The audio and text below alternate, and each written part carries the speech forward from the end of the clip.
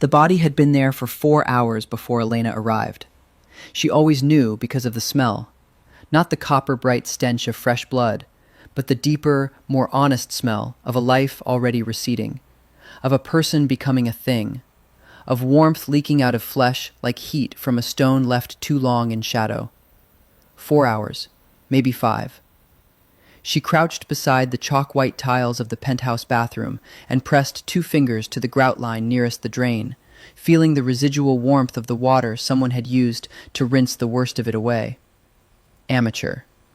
Whoever had done the initial clean had panicked, had used too much bleach too quickly, and now the tiles were screaming with a kind of chemical brightness that would photograph under UV like a supernova.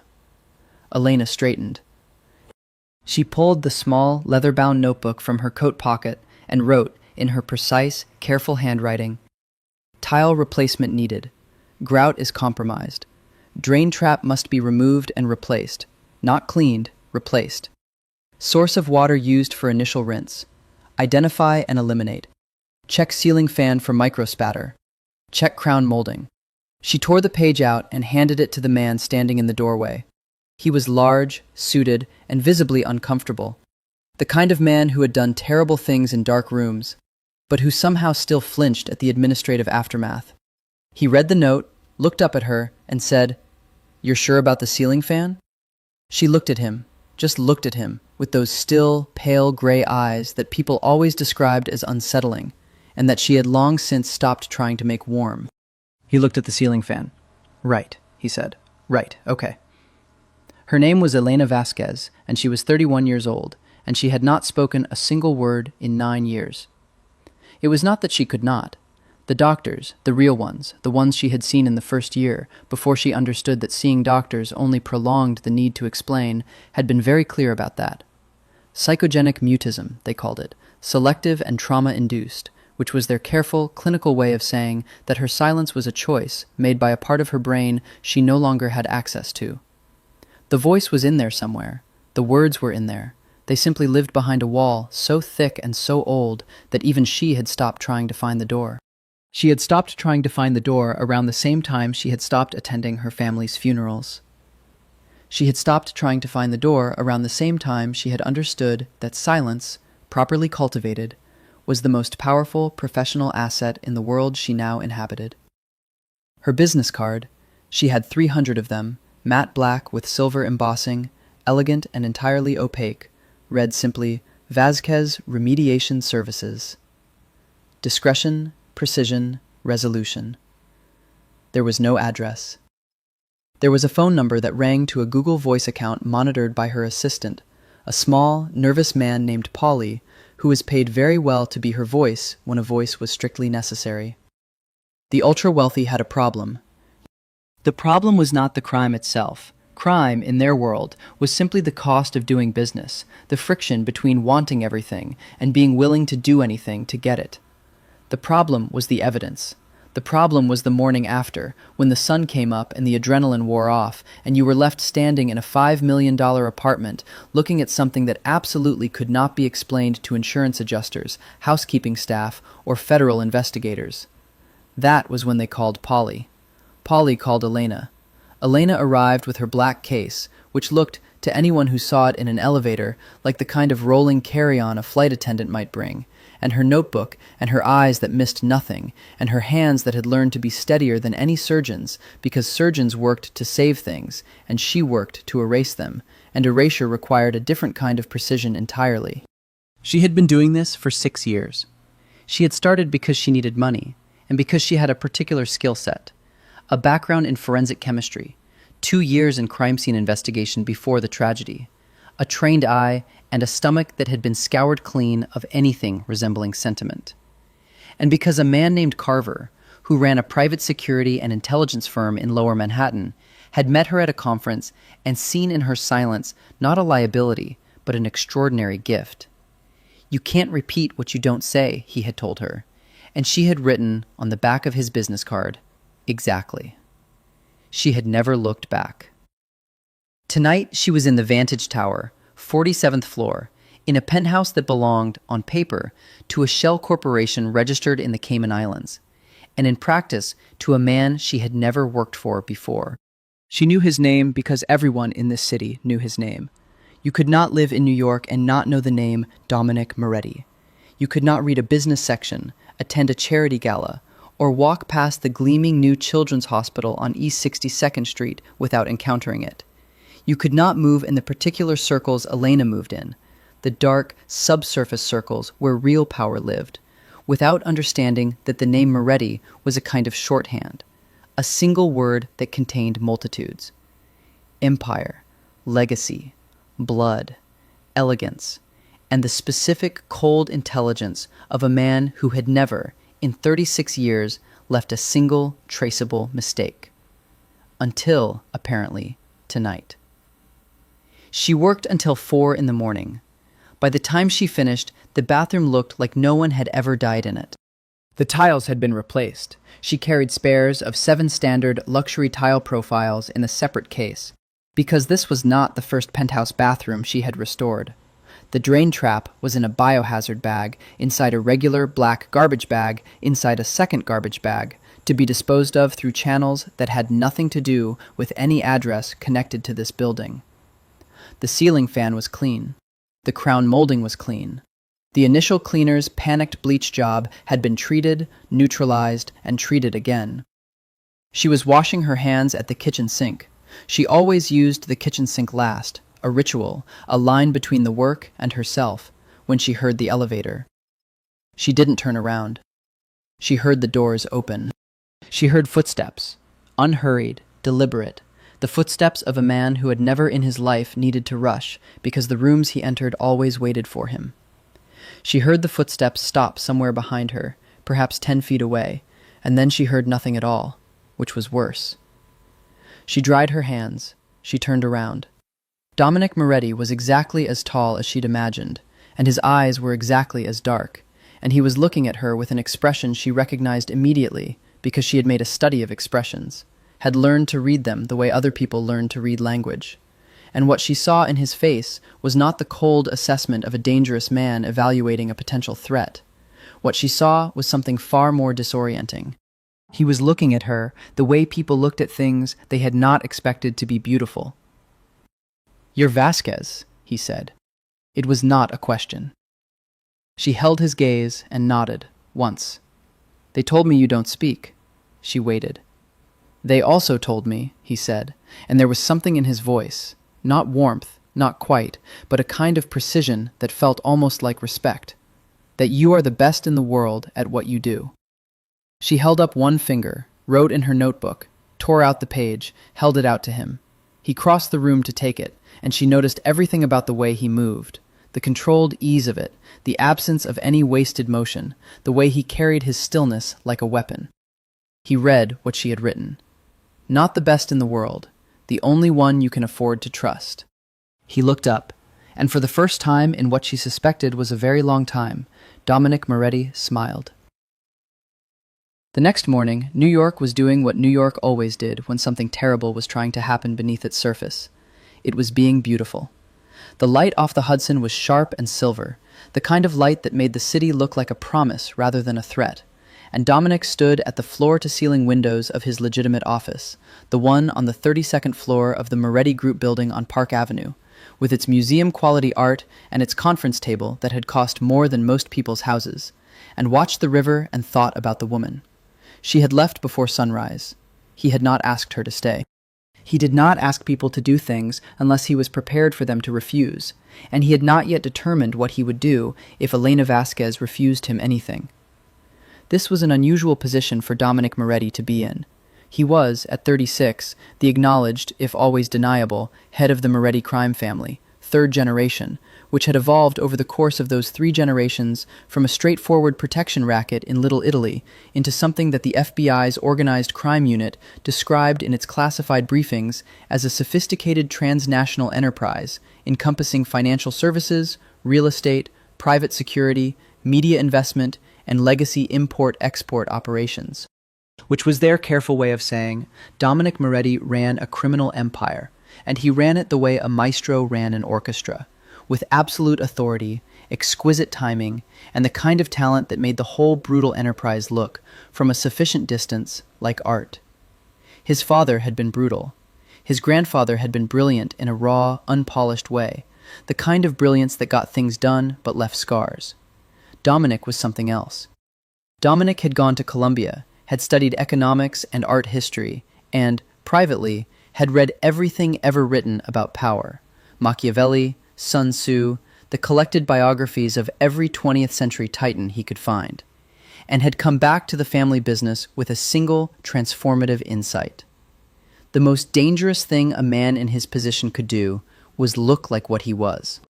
So he did not look like what he was. He looked like a philanthropist. He looked like a tech investor, an arts patron, a man whose name appeared on hospital wings and scholarship funds and the boards of 3 separate nonprofit organizations. He looked like a man who had inherited considerable wealth and was deploying it generously. He had a publicist. He had a social media presence curated by a small, talented team. He appeared at charity galas in custom suits and said intelligent things to journalists who were always slightly flustered by how handsome he was, how smooth, how completely unlike their imagined version of what a man like him should be. The FBI had tried. They had tried for 8 years. They had a file on him. He knew this because he had a man inside the field office, which was simply good housekeeping. And the file was thick with suspicion and thin with evidence, because Dominic had learned, before he was 25, that the most important operational skill in his world was not violence, but insulation. Layers. Distance between himself and anything that could be photographed, fingerprinted, or testified to. He had spent 15 years building those layers. Someone had spent considerably less time beginning to dismantle them. He turned from the window and sat at his desk and opened the folder that his lieutenant, Marco, had left for him at 6 that morning. Inside were photographs, crime scene photographs, taken before Elena had arrived, which meant someone had gotten there first. Someone had documented the scene before the cleanup. Someone had a camera full of images that connected Dominic Moretti, irrevocably, unambiguously, to a dead body in a penthouse that his shell corporations owned. The dead man's name had been Victor Hale. Victor Hale had been, until last week, a mid-level trader at a hedge fund with significant Moretti investment. Victor Hale had also, it emerged, been feeding information to a competitor, a man named Gregory Ashworth, who ran his own empire with less elegance and considerably more ambition than good sense. And Victor Hale had been, in the assessed judgment of Dominic's people, a serious enough liability to address. Dominic had authorized the address. He had not authorized it in his own property.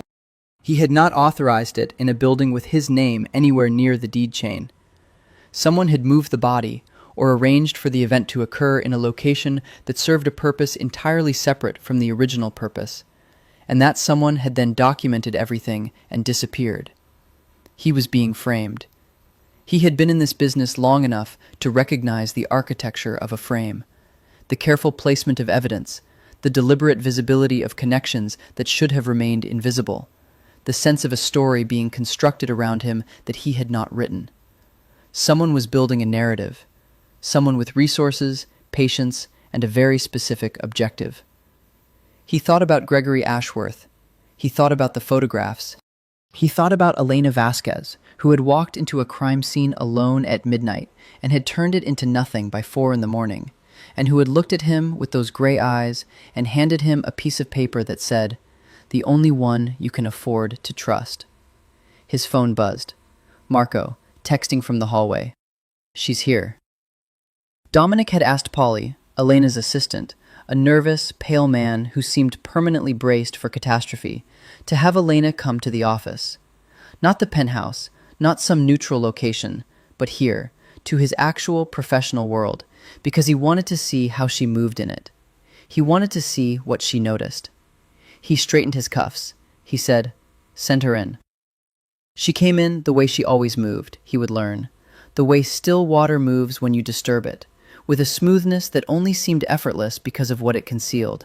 She was wearing a dark gray blazer over a black shirt, her dark hair pulled back with the kind of simplicity that costs more than it shows, and she was carrying a small leather tote and her notebook, and she stopped in the center of his office and looked at him, and then looked at the room, and he watched her look at the room the way he watched rooms himself, systematically, cataloging, calculating exits and angles and the weight of everything. He said, "Thank you for coming." She nodded. She sat, without being invited to, in the chair across from his desk, and he noted this and was, against his will, impressed. He opened the folder and slid it across the desk toward her. She looked at the photographs for a long time. He watched her face and saw nothing. Not shock, not distress, not the particular queasy fascination that most people could not entirely hide when confronted with crime scene photography. He saw concentration. He saw the same focused, professional attention she had brought to the penthouse bathroom. She reached for her notebook. She wrote for nearly a minute, which was unusual. Most of her communications were brief, economical, brutally precise. She slid the notebook across the desk. These photographs were taken before the body was moved into position. Look at the blood pooling. It's inconsistent with the body's final location by approximately 18 inches. The body was staged. This wasn't your crime scene. Someone built it around you. The photographer knew the space in advance, which means access, either to you or to the property chain. The bleach used in the initial cleanup wasn't yours either. It's a commercial brand. Your penthouse stocks a professional-grade formula. Someone else brought it. This was constructed. You're not looking at evidence of what you did. You're looking at evidence of what someone wants others to think you did. The question isn't whether you can survive this. The question is who hates you enough to do this carefully. He read it twice. He looked up. "Can you prove any of this?" he asked. She took the notebook back, wrote, returned it. "I can document it. I can build a counter-narrative with forensic evidence that contradicts the framing. But documentation is only as powerful as the audience. Who are you trying to convince?" "The FBI," he said, "will have copies of these photographs within 48 hours. My source says the delivery is already arranged." She wrote, "Then we have 47 hours. She moved into the penthouse. Not permanently. She was not the kind of woman who moved into spaces permanently, who left her shape in a room after she had left it. She was fundamentally a transient creature, designed by circumstance and by choice to pass through and leave nothing behind. But the work required proximity to the site, and the work required speed. And so she packed a bag, and Polly forwarded her calls, and she took the elevator to the 47th floor, and Dominic's man, Marco, who was large and quiet, and looked at her with an expression that hovered between wariness and reluctant respect, showed her to a guest room that was larger than her apartment. She stood in the guest room for 30 seconds, cataloging it, and then went to work. The first thing she needed was the complete property chain for the penthouse. Every shell corporation, every numbered LLC, every trust structure that stood between Dominic Moretti's name and this address. She needed to find where the leak was, where someone had been able to trace his ownership through what should have been an impenetrable web of corporate structures, and she needed to find it before the FBI did, so she could understand exactly how much they knew and exactly what the counter-narrative needed to refute. She wrote this down and gave it to Marco, who looked at it and said, "I'll need Mr. Moretti's authorization for the corporate documents." She looked at him. "Right," Marco said. "I'll get them." By mid-afternoon, she had the documents spread across the penthouse's dining table, which was the size of a small runway and made of Italian marble, and she was working through them with the focused efficiency of someone who had spent 6 years learning the particular grammar of corporate deception, the way it layered itself, the way a determined forensic accountant could still find the seams if they knew what to look for. She found the seam at 3:17 in the afternoon. It was a small thing. A single document in a 2019 property transfer. A signature line that should have contained the name of a nominee director of a Cayman shell company, but instead contained a middle initial that didn't match the nominee's documented name. A single letter difference, the kind of thing that could be a typo that any reasonable examiner would pass over without a second look. She almost passed over it herself. She did not pass over it. She circled it in red. She pulled the original incorporation documents for the shell company. She compared signatures. She pulled the incorporation for the next shell company in the chain. There were 6 in total before you reached anything resembling a real entity, and found the same anomaly in a 2021 transfer document. Same middle initial. Same slight divergence. Someone had inserted themselves into the chain. Someone had created a paper trail, invisible unless you were looking for it, invisible unless you already knew the correct names of every nominee director, that could be used by someone with the right knowledge to trace the property back through the shells and land squarely on Dominic Moretti's desk. This was not opportunistic. This was years of preparation, years of patient, meticulous work, building a trap door into the structure of Dominic's insulation, waiting for the right moment to use it. She wrote all of this down. She wrote it in clear, precise sentences, with references to document numbers and dates and the specific anomalies she had found. And when Dominic came home at 6 o'clock, she heard the elevator, heard his footsteps, heard the particular quality of his silence as he registered her presence at his dining table, surrounded by papers. She handed him 8 pages of close-written notes, without looking up from what she was doing. He read them standing up. She watched him from her peripheral vision, watched the way he read, not skimming, not rushing, but the careful, methodical reading of a man who processed information the way she did, completely, the first time, because there was never a guarantee of a second.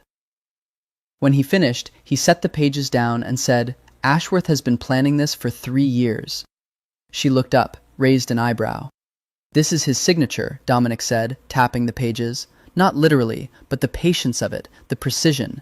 Ashworth runs his business like most people in my world run theirs, loudly, crudely, with a great deal of force and very little subtlety, except in one area. When he wants someone gone permanently, he does it slowly. He did it to a man named Callahan in Chicago. Took 2 years to build the frame, 1 week to spring it. Callahan is in federal prison." He paused. "He's been trying to move into my territory for 4 years. I assumed he'd use force." She wrote, "Force is for people who aren't patient enough to wait. He didn't want you in prison when he could have you destroyed." "There's a difference?" She wrote, "Prison is temporary. Destruction is permanent. He wants your reputation, your financial network, your family connections. He wants to inherit everything you built. You can't do that if the asset is merely incarcerated. You need them ruined." He looked at her for a long moment. The evening light was coming through the floor-to-ceiling windows, and it caught the side of his face.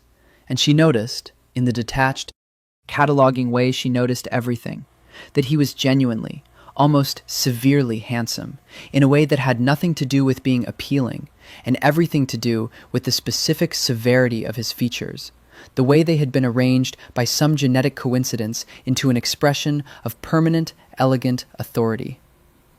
"You think like a criminal," he said.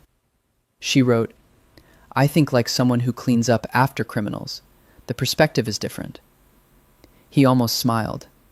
"How so?" She wrote, "Criminals think about what they want. I think about what they leave behind." This time, he did smile, briefly, and it changed his face in a way she had not anticipated. It made him look, for just a moment, like someone who had once been young and had not entirely forgotten it. He sat down across from her, and they worked, in their particular silence, through the rest of the evening. She wrote, he read. She pointed, he examined. She proposed, he considered, and sometimes disagreed. He had his own intelligence apparatus, his own picture of the landscape, and when he disagreed, he told her why, clearly and without condescension, treating her written arguments as the equal of any spoken ones. This was unusual. Most of her clients talked at her. Most of them gave her instructions and expected compliance, and did not think of her as someone with analysis to offer, only services to render. Dominic Moretti talked to her. She found this more disorienting than the rest of it combined. At midnight, he ordered food, not delivered, prepared by someone in his kitchen she had not previously known existed, a quiet older man who appeared with plates of things that smelled extraordinary and disappeared without being acknowledged, the way good service always disappeared. She ate. He ate. They worked. At 2 a.m, she wrote, "We need to talk about the photographs." "We need to get them back," he said. She shook her head, wrote, "We can't get them back before the FBI delivery. We need to assume they arrive. What we need is to make them useless when they do." "How?" She wrote, "We need to create a better story than the one the photographs tell. Not a lie, a truth that's larger than their truth. The photographs show a crime scene that implicates you. We need to show that the crime scene itself was manufactured. To do that, we need the person who manufactured it. She paused, added, "Do you know anyone inside Ashworth's operation?" He looked at her. Something moved behind his eyes, something she catalogued carefully and could not immediately name. "Yes," he said. "One person." She wrote, "Then we start there." Her name was Cressida Lane, and she worked, officially, as the head of communications for Ashworth Capital Partners, and she had been working for Dominic as an intelligence asset for 2 years. Not for money, but for a reason that Dominic had never shared with anyone, and that Elena understood, from the way he said her name, was personal in a way that made it delicate. Elena met her in the lobby of a hotel in Midtown, the Street. Regis, specifically, because the St. Regis had the kind of ambient noise and constant traffic that made surveillance both easy and useless. On a Tuesday morning, at a small table near the window, with cups of coffee that neither of them drank. Cressida Lane was blonde, polished, with the kind of public-facing ease that people in her profession cultivated like a second skin. She looked at Elena with careful eyes and said, "Dominic told me you don't speak. He also told me to tell you everything." She paused. He said, and I'm quoting directly here, "Trust her completely or don't speak at all." Elena nodded. She had her notebook open. Cressida wrapped both hands around her untouched coffee. "Ashworth has been building toward this for 3 years. The frame, the photographs, the FBI delivery, all of it is part of a larger move. He's not just trying to take Dominic down, he's trying to take the Moretti financial infrastructure intact. To do that, he needs Dominic gone. Discredited, arrested, made radioactive to his network. And he needs to position himself as the person his investors and partners can transfer their relationships to." She paused. "The photographs are going to the FBI tomorrow night. The delivery has been arranged through an intermediary, someone in the financial crimes unit who has been on Ashworth's payroll for about 18 months. Elena wrote, "Name? Special Agent Paul Donner, Financial Crimes, Manhattan Field Office." Elena wrote, "The photographs. Do you know where the originals are stored?" "Ashworth's private server.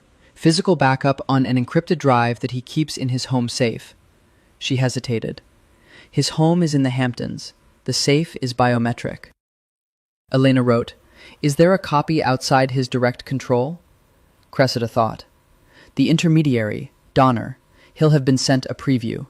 Ashworth always sends a preview, a small selection, to confirm quality before full delivery.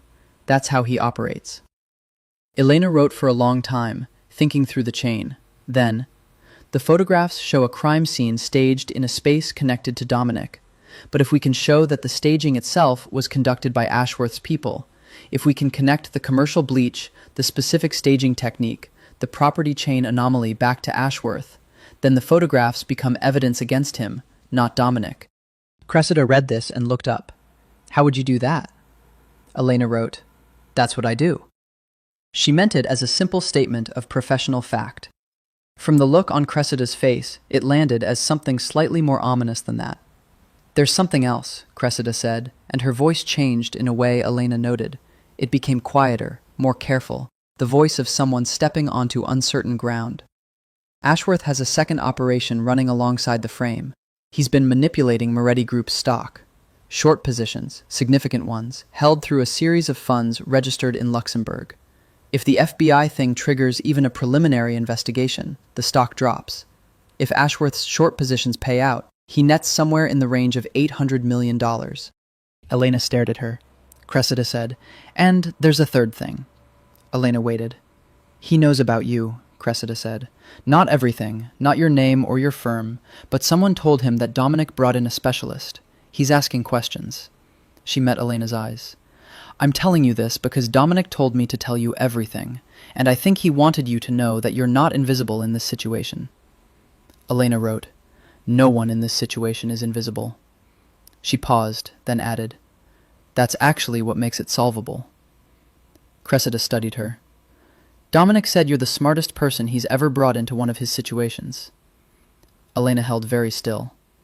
"Did he?" She did not write that down. She wrote instead, "I need everything you have on Donner, and I need access to Ashworth's event calendar for the next 72 hours. "Why the calendar?" she wrote, because the best time to document someone's crimes is when they think they're in the middle of winning. She came back to the penthouse at 1 in the afternoon to find Dominic in the living room in a state she had not previously seen him in. Not exactly angry, not exactly agitated, but something underneath those things, something more fundamental. He was standing at the window with his jacket off and his sleeves rolled up, and he was talking on the phone in Italian, rapid, low, the kind of Italian that was not for conversational fluency, but for operational speed. And he turned when he heard the elevator and looked at her with an expression she had no category for yet. He finished the call. He said, "Ashworth moved the timeline. The FBI delivery is tonight, not tomorrow." She put her bag down. She opened her notebook. "How many hours?" 6, 7 at the outside. She wrote, "Then we stop trying to build a counter-narrative and focus on poisoning the source. If Donna receives the photographs and then simultaneously receives evidence that he's been on Ashworth's payroll, evidence delivered anonymously to the FBI's Internal Affairs Division, the photographs become part of a corruption investigation rather than a Moretti investigation. That buys time," she wrote. "It buys more than time. An IA investigation freezes all related cases pending review, and while they're frozen, we build the counter-narrative." She looked at him. He was looking at her with that expression she hadn't categorized yet, and she thought, with the small, precise part of her brain that was always running assessments whether she wanted it to or not, that she needed to categorize it soon, because it was affecting her thinking in small ways she could not afford. "How do you have evidence of Donner's payments?" he asked. She wrote, "I don't yet, but Cressida does, or can get it. Ashworth keeps payment records. He has to, for his own protection. He needs leverage over the people he buys." "You're going to use his own insurance against him." She wrote, "I'm going to use his own architecture. He built a very careful structure. The problem with careful structures is that every piece of them can be used in multiple ways." He was quiet for a moment. Then he said, "What do you need?" She wrote, "Cressida's cooperation, your IT team, access to a secure server for anonymous document delivery, and—" She hesitated for just a fraction of a second, which she rarely did, which irritated her. "And I need you to stay entirely out of it. No calls, no contact with anyone in your network for the next 6 hours. Complete silence." He looked at the word silence in her handwriting, and something moved in his face, something brief and almost unguarded, and he said, "I know something about that." She looked at him. He looked at her notebook, then at her. "Silence," he said, "as a strategy, as a survival mechanism, as the thing that keeps you intact when everything around you is designed to make you speak." She did not move. She held his gaze and felt the words, the ones behind the wall, do something she had not felt them do in years. Not move exactly, but shift.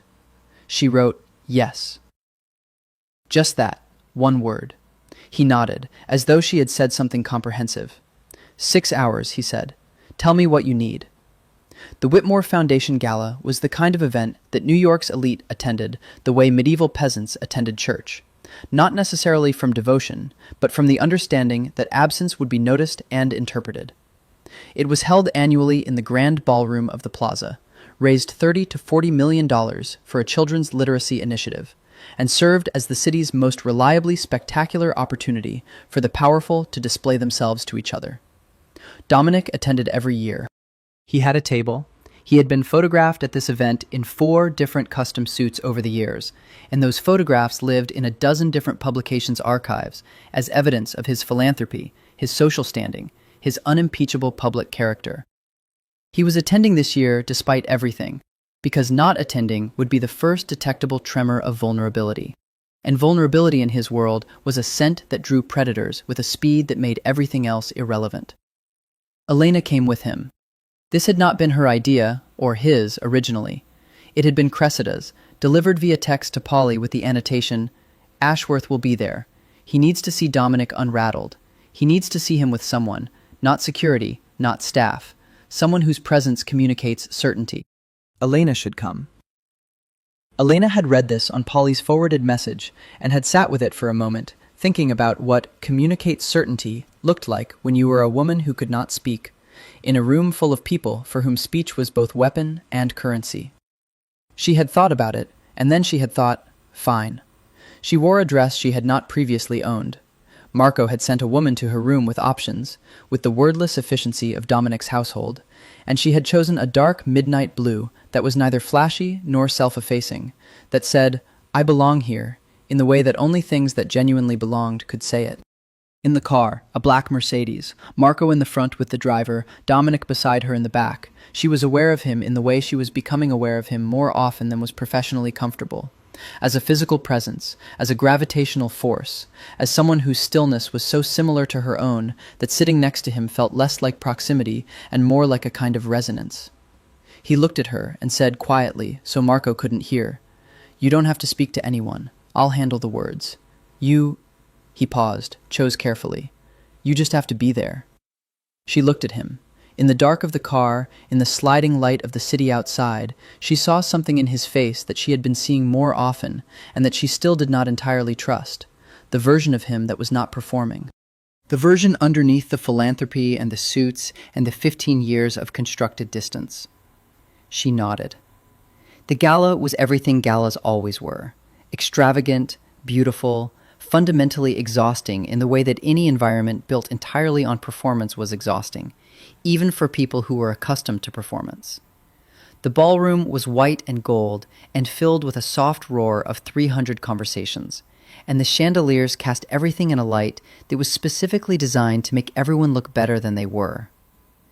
Dominic moved through it the way he always moved through rooms, like he owned them, which in several cases he effectively did. And Elena moved beside him, and she watched him work the room with a skill that she could only describe as masterful.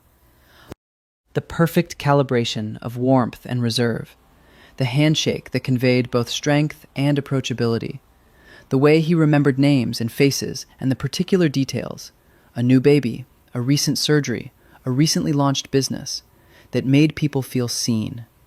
She watched women look at him. This was not a new observation, but the gala compressed it into something more concentrated. The slight brightening that happened in the eyes of every woman they stopped to speak with. The particular quality of attention that he inspired without apparently trying to.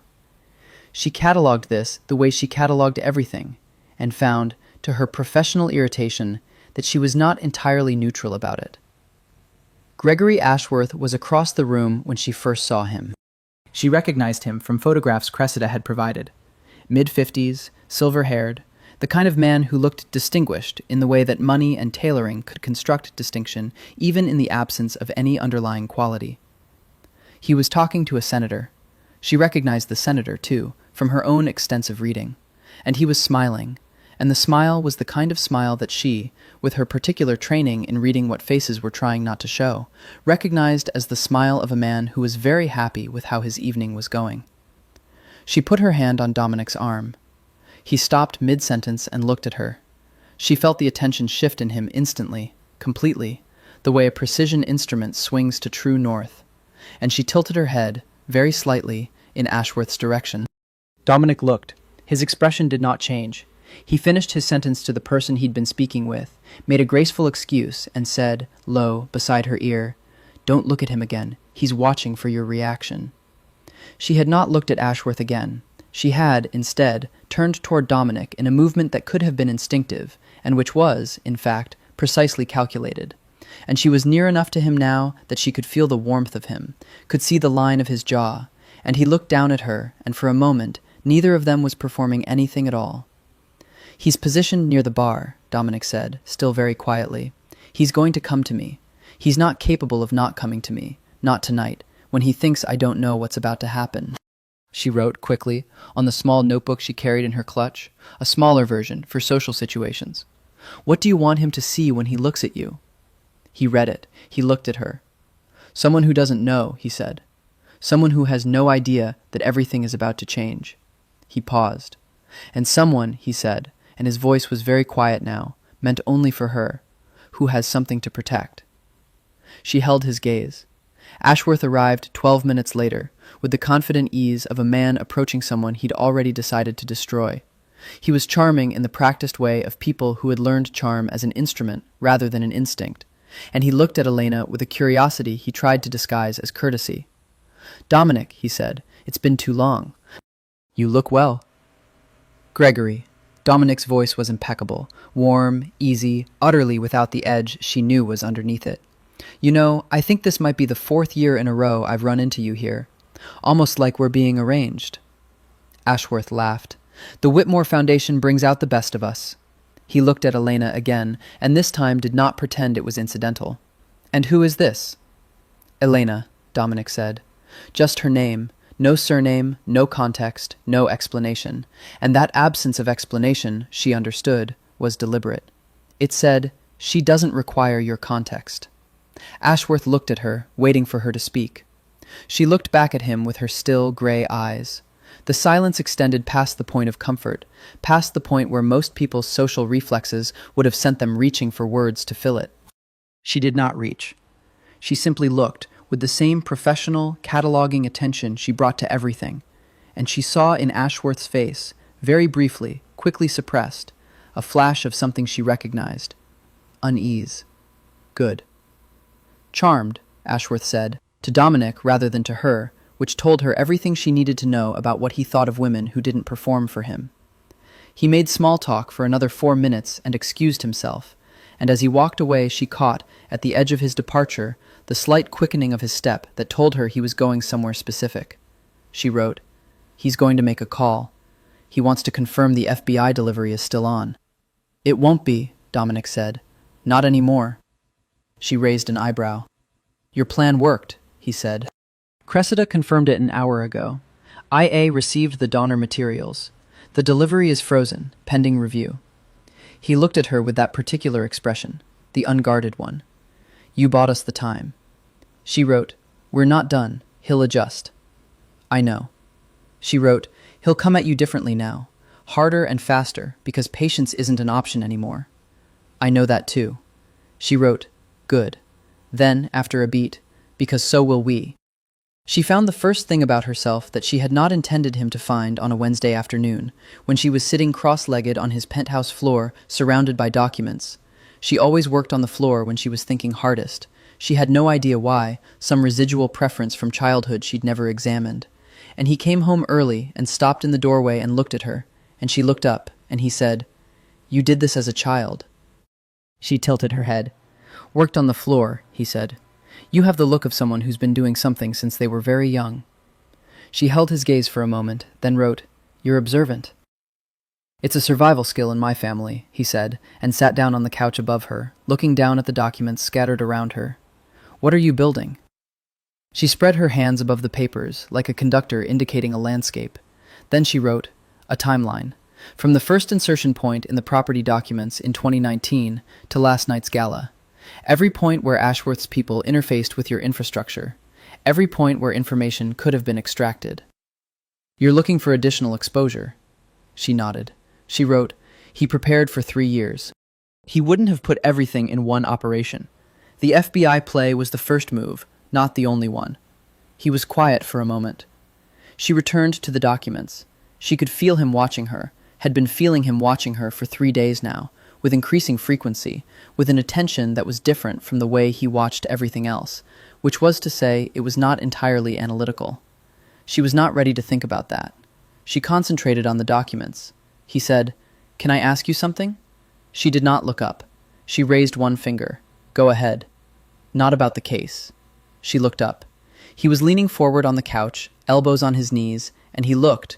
The word her mind produced was careful, which was not a word she would have associated with him before these 3 days, which had shown her that his carefulness was actually his defining quality, the thing everything else was built around. 9 years, he said. "That's what Carver told me. When he gave me your name, he said you were the best, and he said you'd been silent for 9 years, and he said not to ask about it." He paused. "I'm asking." She put her pen down. This was not a question she received often. People had learned not to ask her, either because they were afraid of her silence, or because they respected it, or because they didn't care enough to be curious. Dominic Moretti was asking because, she suspected, he had not been told not to ask in a long time, and because there was something in his particular stillness that created a space in which even her most guarded things felt less defended. She picked up her pen. She wrote for a long time. She wrote, "My parents were killed when I was 22. Home invasion. That's what the police called it, though I knew even then that it wasn't random. My father had been a forensic accountant. He had been working on a case involving organized financial crime, not your world, a different world, dirtier and less elegant, and someone decided he'd found too much. They came to our house on a Thursday night. I was there. I saw everything. She paused in her writing, then continued. I testified at the trial. I gave testimony for 4 hours. I answered every question they asked me, completely, accurately. I told the truth. She wrote, The men were acquitted. The evidence was deemed insufficient. The case collapsed. She wrote, I haven't spoken since the day the verdict was read. She handed him the notebook and looked away, out the window, at the city that had not protected her parents and that she had spent the years since learning to move through without touching. He read it. She did not watch him read it. He said, after a long moment, Your father's case, the financial crime, was it ever resolved? She looked at him, shook her head. Do you know who was responsible? She looked at him for a long moment. Then she wrote, Yes. He sat with this. She watched him sit with it, watched him work through the implications of that single word with the methodical intelligence she had learned to recognize as his most fundamental characteristic. He said, Is that why you work in this world? Because you know them? She wrote, I work in this world because this is where evidence lives. Because this is where secrets are held. Because this is the only place where knowing what I know is an asset rather than a liability. She paused. And because eventually, she stopped writing. She looked at the page. He waited. She wrote, Eventually, silence wins. He was quiet for a long time after that. The light changed in the room as clouds moved across the afternoon sun, and the documents around her rustled slightly in the circulation from the HVAC system, and she sat very still and felt something she had not felt in 9 years, the particular vulnerability of having been known. Then he said, very quietly, What was his name? She wrote, My father? Yes. She wrote, Daniel. Then, Daniel Vasquez. He was 51 years old. He used to make terrible puns at breakfast and cry at any movie involving dogs. Something crossed Dominic's face, brief, quick, the kind of emotion that powerful men learn to suppress early and that sometimes broke through anyway. He said, He sounds like someone worth knowing. She looked at the window. The clouds were breaking apart and the light was coming back, sharp and silver and absolutely indifferent. She wrote, He was. And then, because it was true and because she was in the mood for truth tonight, so are you. She did not look at him when she wrote it. She looked at the documents. She picked up her pen and went back to building the timeline, and she heard him settle back against the couch, and they sat in their particular quality of silence, which was not absence, but presence, not emptiness, but a kind of fullness, for the rest of the afternoon, while outside the city went about its extraordinary, indifferent business of being itself. Ashworth's second move came on Friday. It came not through the FBI, but through the financial markets, which was a kind of poetry that Elena could admire even as she was tracking its mechanics. At 9:47 on a Friday morning, a series of short-selling orders began to move against Moretti Group stock. Not dramatically, not the kind of sudden cliff drop that drew regulatory attention, but a slow, steady erosion, the kind that looked, from a distance, like ordinary market volatility, the kind that wouldn't trigger circuit breakers or automated alerts, the kind that required someone watching very closely to see the pattern. Elena was watching very closely. She had set up a monitoring system on the laptop Marco had provided. She had been specific about its specs, and whoever had sourced it had been thorough, and she had been running it since Tuesday, because she had known that the financial move was coming, because she had read Cressida's briefing carefully, because she thought like someone who cleaned up the aftermath, and therefore always tried to see what the scene would look like before it happened. She watched the numbers move. She built the pattern. She identified 3 of the 7 fund vehicles executing the short positions, the Luxembourg registrations Cressida had mentioned, and she cross-referenced them against a database she had purchased access to 3 years ago from a former SEC analyst who sold regulatory intelligence to people who knew how to ask the right questions. She had a name for the 4th fund within an hour. She had all 7 within 3. She took what she had built and she walked into Dominic's home office.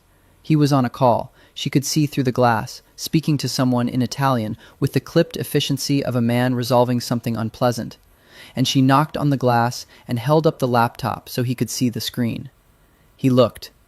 He said something brief into the phone and ended the call and came to the door. She handed him a printed summary. She had printed it because he was the kind of person who understood things differently on paper, who liked to hold information in his hands. He read it. His face was very still. "He moved faster than expected," he said. She wrote, "He knows the FBI delivery is frozen. He's cutting his losses on that strategy and pushing forward with the financial play. If the stock drops another 6% by close of market, the board gets nervous," he said. "And the board getting nervous is almost as useful to him as a federal investigation. It triggers covenant reviews on 3 of my largest credit facilities," she wrote. "And if those covenants trigger liquidity crisis, not fatal, not on its own, but it's exactly the kind of noise that makes everyone who does business with me want to quietly reconsider their exposure." He set the papers down. "He's boxing me in. Financial pressure here, legal threat there, public narrative running in the background. He's trying to create a convergence," she wrote. "He needs all 3 to work simultaneously. Any single one is survivable.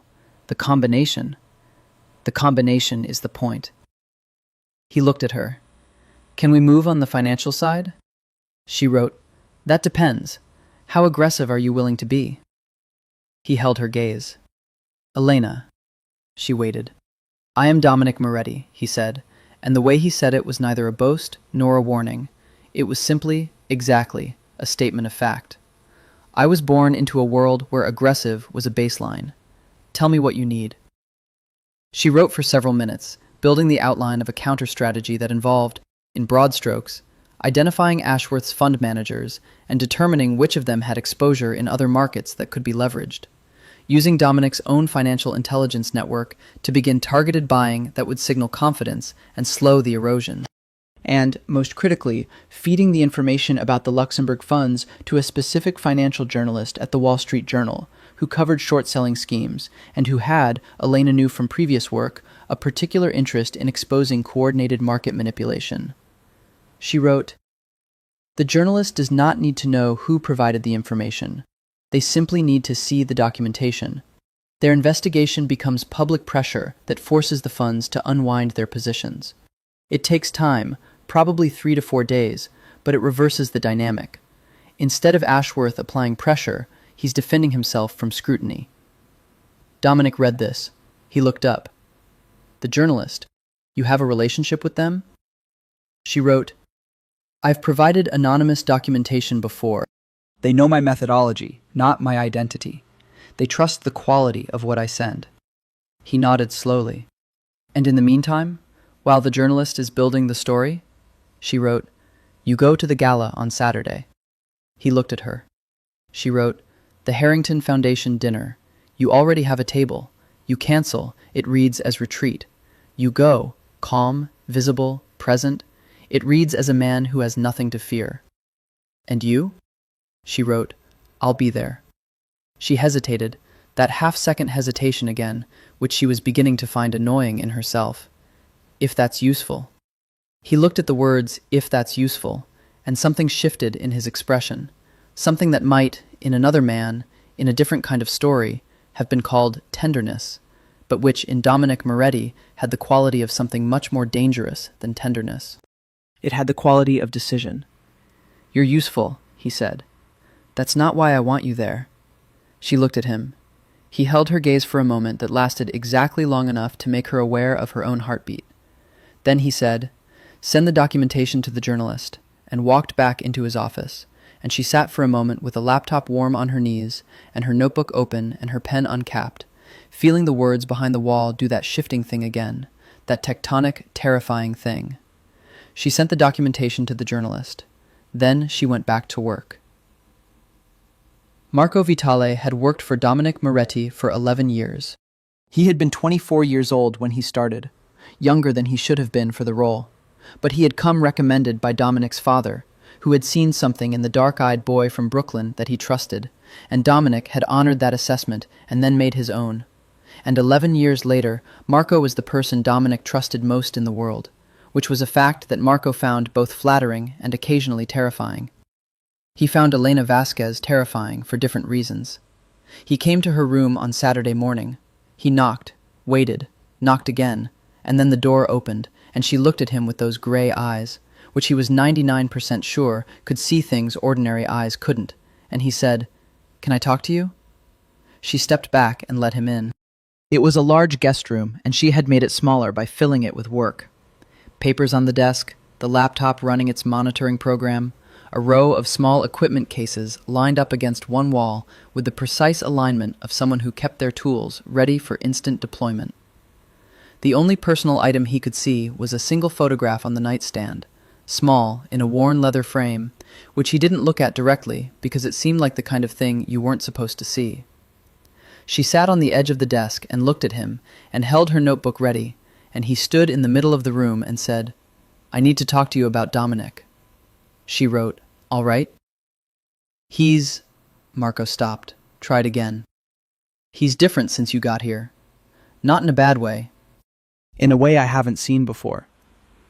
He looked at the ceiling, which was the habit of a man who had trouble looking at things directly when they were important. "He trusts you, completely. He hasn't trusted anyone completely since his father died. Not me, not anyone. And I need to know if that's—" He stopped again. She wrote, "If that's dangerous." "Yes." She looked at him for a long moment. Then she wrote, "Why are you telling me this instead of him?" "Because telling him would—" He exhaled. "You know what he's like. He'd take it as doubt, as disloyalty. He'd dismiss it." He looked at her. "And because I think you're smart enough to understand what I'm saying, and honest enough to take it seriously." She wrote, "You think he's vulnerable because of me." "I think," Marco said carefully, "that a man who spent 15 years making sure no one could touch him has spent a week making himself deliberately touchable. To you. And that's the kind of change that can be exploited by someone who's watching." She sat with this. Then she wrote, "Ashworth. Ashworth already knows you're here. Not who you are, but that there's someone. If he figures out how important you've become to Dominic—" Marco left the sentence where it was. She looked at the photograph on the nightstand. She thought about her parents. She thought about the kind of people who calculated other people's vulnerabilities and filed them away for future use. She wrote, "I understand. I've understood this since day 2. Marco blinked. "Then why—" She wrote, "Because it's already too late to change the calculus. Whatever has developed between us—" She paused, crossed out the last 4 words, wrote instead, "Whatever dynamic exists in this situation is already visible to anyone who's looking. The solution isn't to create distance. The solution is to move faster than Ashworth can adjust." Marco looked at the crossed-out words. She watched him notice them, watched him choose not to address them. "Move faster how?" She wrote, "We resolve the frame, the financial play, and Ashworth's operational infrastructure before he can pivot to a personal attack. We take all 3 of his moves off the board simultaneously, which is what I've been building toward." She paused. "He needs another 48 hours. I need another 48 hours. And after 48 hours," she wrote, "after 48 hours, Dominic is no longer vulnerable. Neither is anyone close to him." Marco looked at her for a long moment. He was not, she had observed, a man who showed his thoughts easily, but she was better at reading faces than he knew, and what she read in his face now was something that moved her more than she'd expected. It was relief. The particular relief of someone who has been carrying a weight alone for a long time and has finally found someone willing to take the other end. "He told me," Marco said, "that you're the first person he's ever met whose silence he trusts more than other people's words." She held very still. Marco nodded, as though this was self-explanatory, and left, and she sat in the room with the monitoring program running, and the papers spread around her and the small photograph in its worn leather frame, and she thought about the wall, and the words behind it, and the very specific feeling of a man who communicated in the same language she did, the language of what was present beneath what was said, and she thought, 48 hours. She went back to work. The Harrington Foundation dinner was smaller than the Whitmore Gala, 120 guests rather than 300, in a private dining room at Cipriani that was all dark wood and candlelight and the particular hush of a room where power was comfortable enough to lower its voice. Dominic was extraordinary in it. She had watched him work the Whitmore Gala with the energy of performance, the conscious deployment of charm across a broad field. This was different. This was a smaller room, a more intimate scale, and in it he was less the public figure and more the man, and the man, she was forced to observe, was more compelling than the figure. He introduced her the same way he had at the gala, just her name, no context, the absence of explanation as communication. She was not his assistant, she was not his plus one, she was simply Elena, standing beside him as though she had always stood there, and the people who were sharp enough to notice, and in a room this size, most of them were, noticed that he watched her with an attention he gave nothing else. She was seated beside him at dinner. The table was 20 people, a U-shape, and she was to his right, and a man named Patterson, a hedge fund manager she recognized from her financial monitoring as someone with legitimate rather than compromised Moretti exposure, was to her right, and Patterson, after the first course, leaned over and said, "You're not from this world, are you?" She looked at him. She reached for the small card and pen she kept beside her plate at these events. She had learned to arrange them unobtrusively. Most people didn't notice until she used them, and wrote, "Which world is that?" Patterson read it. "The social performance world. The thing everyone here is doing." He gestured, vaguely, at the room. "You're watching. You're not performing." She wrote, "Everyone is watching. Most are also performing." It's not contradictory. He read this and laughed. A short, genuine laugh, the kind that couldn't be planned. "Fair point." He looked at her card. "You don't speak?"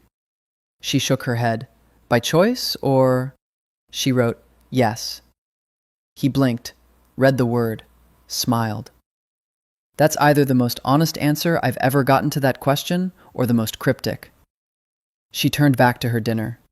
Beside her, Dominic had been talking to a woman across the table, an Arts Foundation director whose name Elena had already placed in her mental catalog. But she felt his attention shift, felt it with that particular sensitivity she had developed to him over the week, and she did not turn to look at him, and he did not turn to look at her. But beneath the table, his hand found the back of her chair. Not touching her, just there, just occupying the space behind her, a warmth at her back, a presence. She breathed. After dinner, while the room broke into its natural smaller clusters and the wine continued to flow and the candlelight did the work it was designed to do, softening everything, making it all seem more intimate than the daylight would have allowed, a woman approached them who Elena recognized before Dominic did, which told her the recognition was based on different intelligence. Her name was Sophia Reyes. She was a journalist, not the journal Contact Elena had fed the short-selling documentation to, but a different journalist, a profile writer for a major magazine whose specialty was the long, intimate, carefully constructed narratives about power. She had written, among other things, a definitive profile of Gregory Ashworth 2 years ago that had been, on Elena's reading, an extremely flattering piece that revealed very little and implied a great deal about his philanthropic transformation. Elena put her hand on Dominic's forearm. He stopped. He looked at her. She tilted her head very slightly towards Sophia Reyes, and he followed her look, and she saw him register the name and then, quickly, controlled, register the implication. Sophia Reyes was here, at a Harrington Foundation dinner, at a table that included 2 of Ashworth's social connections, on the same night that Ashworth's financial play was in motion. She was not here for the dinner. Dominic made a minute decision. She saw it in the slight squaring of his shoulders, the almost imperceptible adjustment of his expression from present and comfortable to present and strategic. And he turned to greet Sophia Reyes with the full warmth of his public face, and she wrote quickly on her card, "Don't confirm anything. Don't deny anything. Give her color, not content."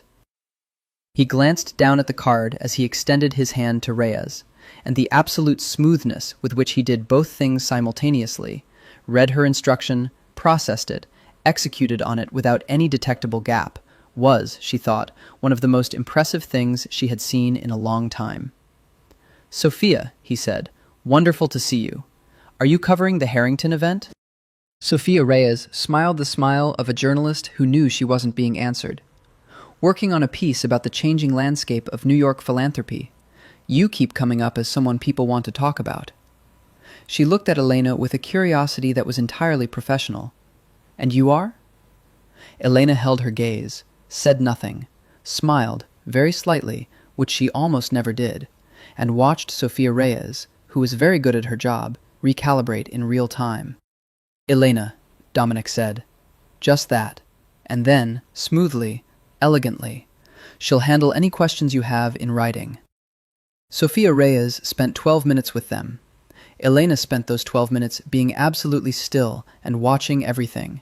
And at the end, Sophia Reyes left with the expression of someone who had expected to gather material and had instead, somehow, become material. In the car afterward, Dominic said, Ashworth sent her. Elena nodded. She was looking for distress signals, he said, signs that the financial pressure is working. She wrote, Did she find any? He looked at her. What do you think? She wrote, I think she found the opposite of what she was looking for. And what's that? She wrote, and this time she did not hesitate. A man who isn't afraid, and a woman who is the reason why. He looked at what she'd written for a long time. The city moved past outside. He said, very quietly, Yes. The call came at 3 a.m. It came to Polly, who forwarded it immediately with the annotation, Urgent, Cressida, says call back within 10 minutes. And Elena, who slept lightly by professional necessity, was reading it on her phone before the notification finished buzzing. She knocked on Marco's door. Marco knocked on Dominic's door. 3 minutes later, they were in the penthouse kitchen. Elena in dark pants and a sweater, Dominic in a shirt and dark jeans. Marco fully dressed because Marco, Elena had come to understand, was always fully dressed. And Polly was on speaker. Cressida's voice came through the phone, with the specific texture of someone who was frightened and trying not to sound it. Ashworth knows about Elena. He has her name. He has her firm. A pause. He has her history. He knows about her parents. The kitchen was very quiet. Dominic said, Where did he get it? I don't know yet. Someone in his intelligence operation. He has a research contractor he uses for deep background on anyone who becomes relevant. He must have... She stopped. He must have started the research when he found out Dominic brought in a specialist. Elena watched Dominic's face. She watched the specific stillness that came over it. Not the controlled stillness of someone managing a business problem, but the different, deeper stillness of someone managing something personal. He said, What is he planning to do with it? I think he's going to try to use her, Cressida said. Not directly. He wouldn't approach her directly. He doesn't operate that way. But if he has her parents' case, he has leverage. He has something she wants. A pause. Dominic, the people who killed her parents, the case that was never resolved. Ashworth was involved in the financial operation that commissioned the original accounting work her father was investigating. Elena did not move. She had been very still since Cressida started speaking, and she remained very still now. But something shifted inside her, something that had been waiting, dormant, for 9 years, like a key turning in a very old lock. Dominic was looking at her. She looked back at him. Cressida said, Are you still there? We're here, Dominic said. His voice was very controlled. Cressida, I need everything you can find on his involvement. Documentation, chain of evidence, everything. Can you do that? I can try. It'll take hours, not days, he said. Please. He ended the call. The kitchen was quiet again. She thought, here it is. She had known, not consciously, not in words, but in the deep forensic intuition that had been guiding her work for 6 years, that the thread that led from her parents' deaths to her present work was not as long or as convoluted as it seemed. She had known that the world she moved through was the same world that had moved through her family's house on a Thursday night 9 years ago. She had known, on some level, that the cases overlapped. She had not known the overlap was this direct. She reached for her notebook. Her hand was entirely steady. She noted this with the same professional dispassion she brought to everything, because the steadiness of her hands under extreme circumstances was one of the few things about herself she consistently took as a positive sign. She wrote, He's going to contact me. Not directly, through the case. He'll offer me access to information about my parents in exchange for my cooperation. Dominic read this. Cooperation meaning what? She wrote, meaning information about you, about what I've seen in the last week, about the counter-narrative I've built. She paused. Or, alternatively, he'll use it as a threat. If I don't cooperate, the information disappears. He'll make himself the gatekeeper of everything I've spent 9 years looking for. And, Dominic said. She looked at him. He said, You've spent 9 years in this world working toward that information. That's why you do this. That's what you told me. He held her gaze. His voice was very quiet. I need to know, Elena. I need to know that what he's offering you isn't... She held up one hand, firmly. The gesture was clear. Stop. She wrote, quickly, with more force in the pen than she usually used. You need to ask me that? He held her gaze.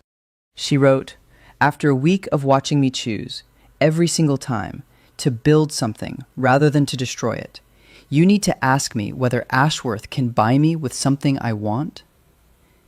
He was very still. She wrote, I am not someone who can be bought. I have been offered things I wanted before. I know what the transaction costs. She looked at the notebook. My father spent his life trying to do the right thing with information he held. He died for it. The people who killed him are walking free because the people who held the information chose not to use it correctly. She paused. I'm not going to make the same mistake in reverse. Dominic read all of this. He was quiet for a long time. Then he said, What do you need? She wrote, I need him to contact me, and I need to be ready when he does. She wrote, And I need you to trust me enough to let me handle it myself. He looked at this last line. She watched something move through his face, the tension between control and surrender, which she recognized because she had lived inside that tension for 9 years. He said, Okay. Just that, one word. She thought, there it is. The thing Marco had tried to warn her about. The thing that was more dangerous than any frame, any financial manipulation, any photograph. A man who trusted her completely. She breathed. She wrote, Let's get to work. Ashworth's contact came through an intermediary. Not Sophia Reyes, not Donner, but a lawyer named Charles Whitfield who specialized, Elena knew from her professional database, in the kind of legal work that required absolute discretion and absolutely no paper trail. Whitfield's message, delivered via encrypted email to Polly and forwarded to Elena's phone, was brief and extraordinarily carefully worded. It did not name Ashworth. It did not make explicit threats. It offered, in the language of a legal document that had been designed to be deniable, a consultation regarding matters of significant personal interest, and included a time, a place, a private club in the West 40s, and the suggestion that the party in question might find the exchange of information to be of considerable mutual benefit. Elena read it 3 times. She wrote back through Polly, Tuesday, 3 o'clock. I'll be there. She did not tell Dominic about the meeting until Monday night. She had spent the intervening 36 hours building something. Not the counter-narrative, not the financial documentation, but a different kind of structure. A record of everything she had learned about Ashworth's operation, organized not as a defense of Dominic, but as an affirmative case. The kind of thing that could be handed to federal prosecutors with enough supporting evidence to constitute a viable criminal referral. She had been building it since Thursday. She had been building it because this was what she always did. She didn't just clean up the scene. She understood it. She documented it.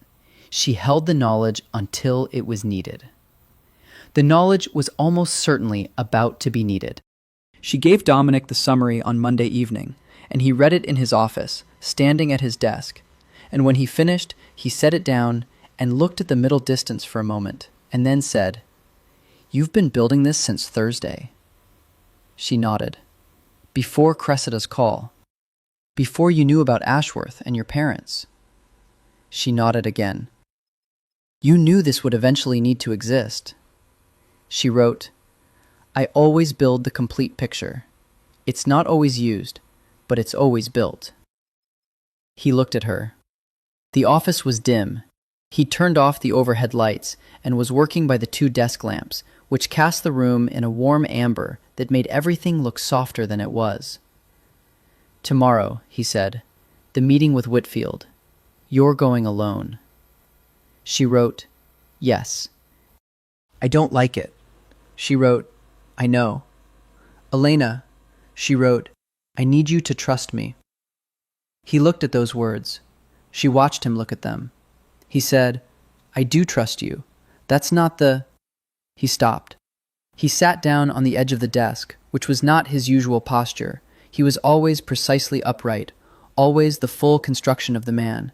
And he looked at her with something that made her stomach do a thing she was not going to acknowledge. "I trust you with my life," he said. "I trust you with my empire. I trust you with everything I've spent 15 years protecting." He held her gaze. "What I don't trust is Ashworth's restraint when he understands that you're not going to give him what he wants." She wrote, "He won't do anything to me at the meeting. He's too careful. He'll want another meeting, better terms, more leverage. He'll want to feel like he has options. And when he discovers he doesn't have options," she wrote, "that's when we move." "Move how?" She wrote, "We give everything to the right people before he can react. The federal case, the financial documentation, the donor connection, all of it simultaneously to 3 separate channels: federal prosecutors, the journal, and your own legal team. He won't be able to contain all 3 at once." She paused. "He spent 3 years building a careful, patient frame. We're going to respond in 48 hours. And the information about your parents?" She was quiet for a moment. She wrote, "If Cressida finds the documentation, the evidence of his involvement, that goes through the same channels. What he was going to use as leverage becomes the most damaging thing in the case against him." He looked at her for a long time. She waited.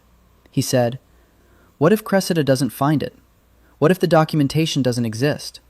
She wrote, "Then I still have 9 years of forensic work. Different shape, different chain of evidence, but enough to pursue." She looked at the notebook. "This isn't the only shot I'll ever have at this. I know that. I've always known that." She wrote, more slowly, "He wants me to believe it's the only shot. That's the leverage, the illusion of scarcity. He needs me to believe that without him, I never find what I'm looking for. And you don't believe that." She wrote, "I believe that I have been working toward this for 9 years. I believe that the truth about my parents exists somewhere in the paper trail of the world they moved in. I believe that eventually, if I keep working, it surfaces." She paused. "Ashworth isn't a door. He's a detour." Dominic said nothing. She felt him processing this, felt the particular quality of his silence that meant he was working through something that mattered to him. Then he crossed the room and sat in the chair across from her, and he leaned forward with his elbows on his knees, and he said, very quietly, "What do you actually want? Not strategically, not professionally. What do you want?" She looked at him. She had not been asked this question in a long time. She had not asked it of herself in a long time. She wrote, slowly, taking more time than she usually took. "I want the people who killed my parents to be accountable. I want the case to be real, to exist in the world, in the record, in the places where truth is meant to live. I want my father's work to mean something." She looked at the page. "And I think—" She stopped. "I think I want to stop moving through rooms without touching the walls." She had not meant to write that last line. She looked at it. Dominic read it. He looked up. His eyes were very dark and very steady. He said, "Then stay." She did not write anything. He said, "After this is over, stay." The words behind the wall did something she had never felt them do. They moved toward the door. The private club was the kind of place that didn't have a sign on the door and didn't need one. Membership was conferred, not applied for, and its existence was known only to the specific stratum of power that it served.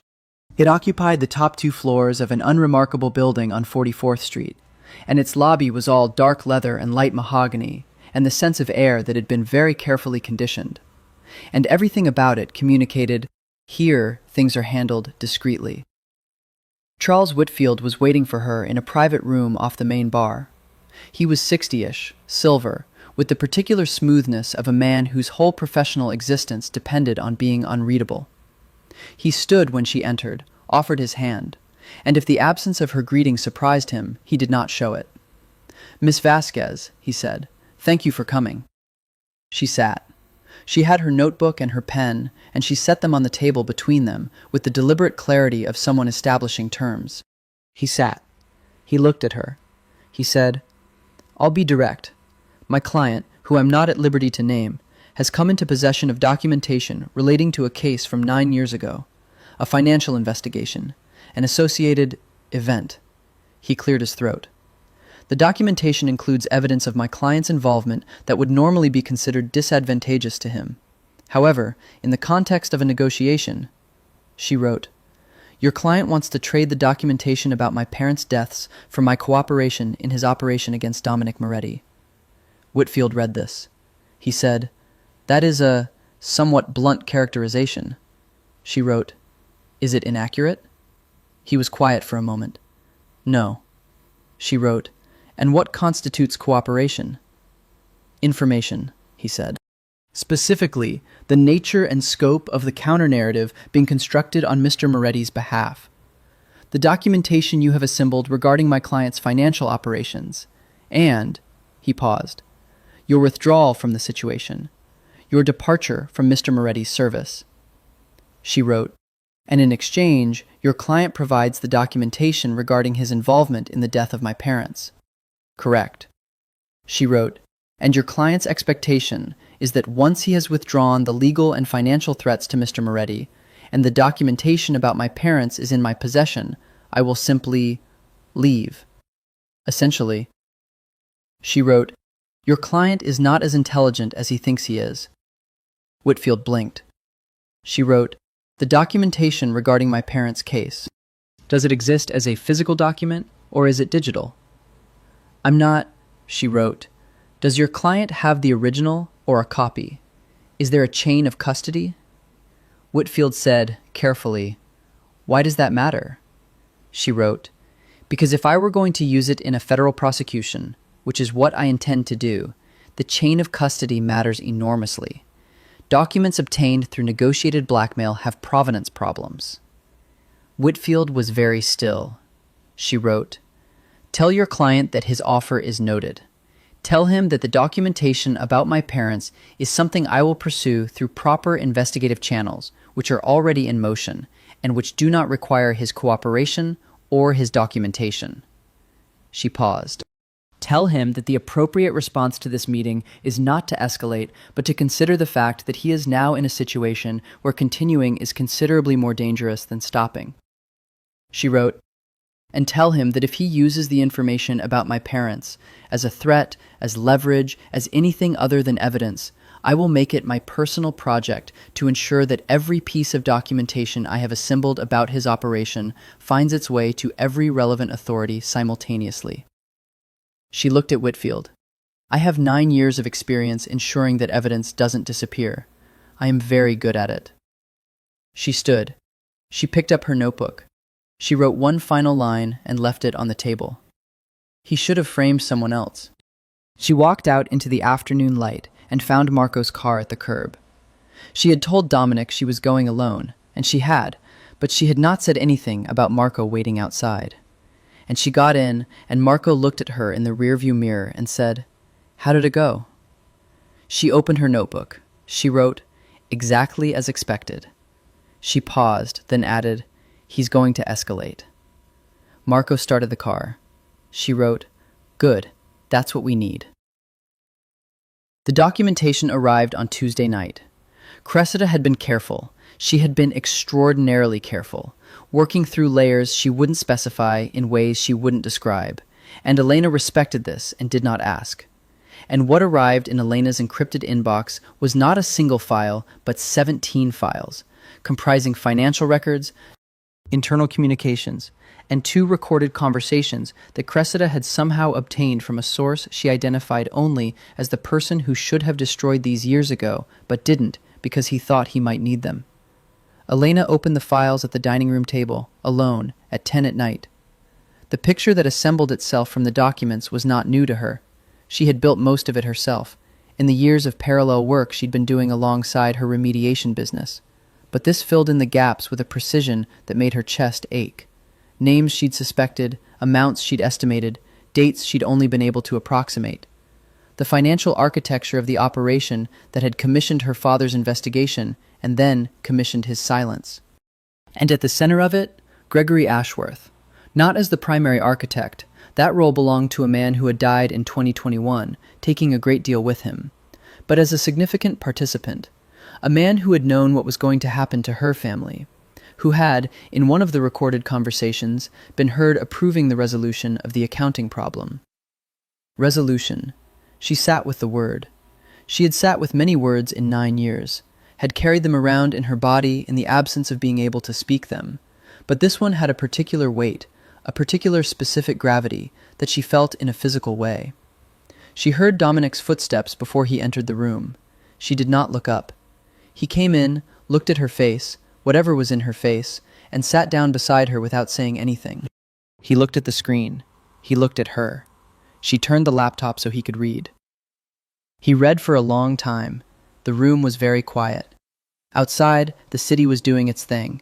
The soft, continuous roar of traffic 47 floors below, the distant sound of a siren, the absolute indifference of a city to everything that happened inside it. When he finished, he didn't say anything for a long moment. Then he said, "This is enough." She wrote, "For a federal prosecution?"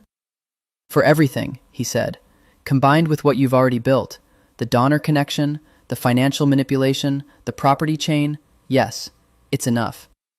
He looked at her. "Is this what you've been working toward? For 6 years, working in this world? This is the thread you've been following?" She wrote, "Not exactly. I didn't know where the thread led when I started. I knew the world my father had worked in, and I knew that working in it myself was the only way to get close to the evidence. But I didn't know it would lead to Ashworth specifically." "Would you have taken my case?" he asked, quietly, "if you'd known?" She thought about this honestly.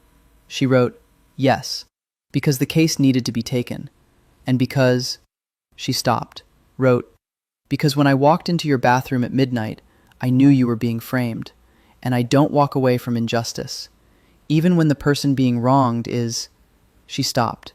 He waited. She wrote, "Even when the person being wronged is someone who has also done wrong things." He looked at this.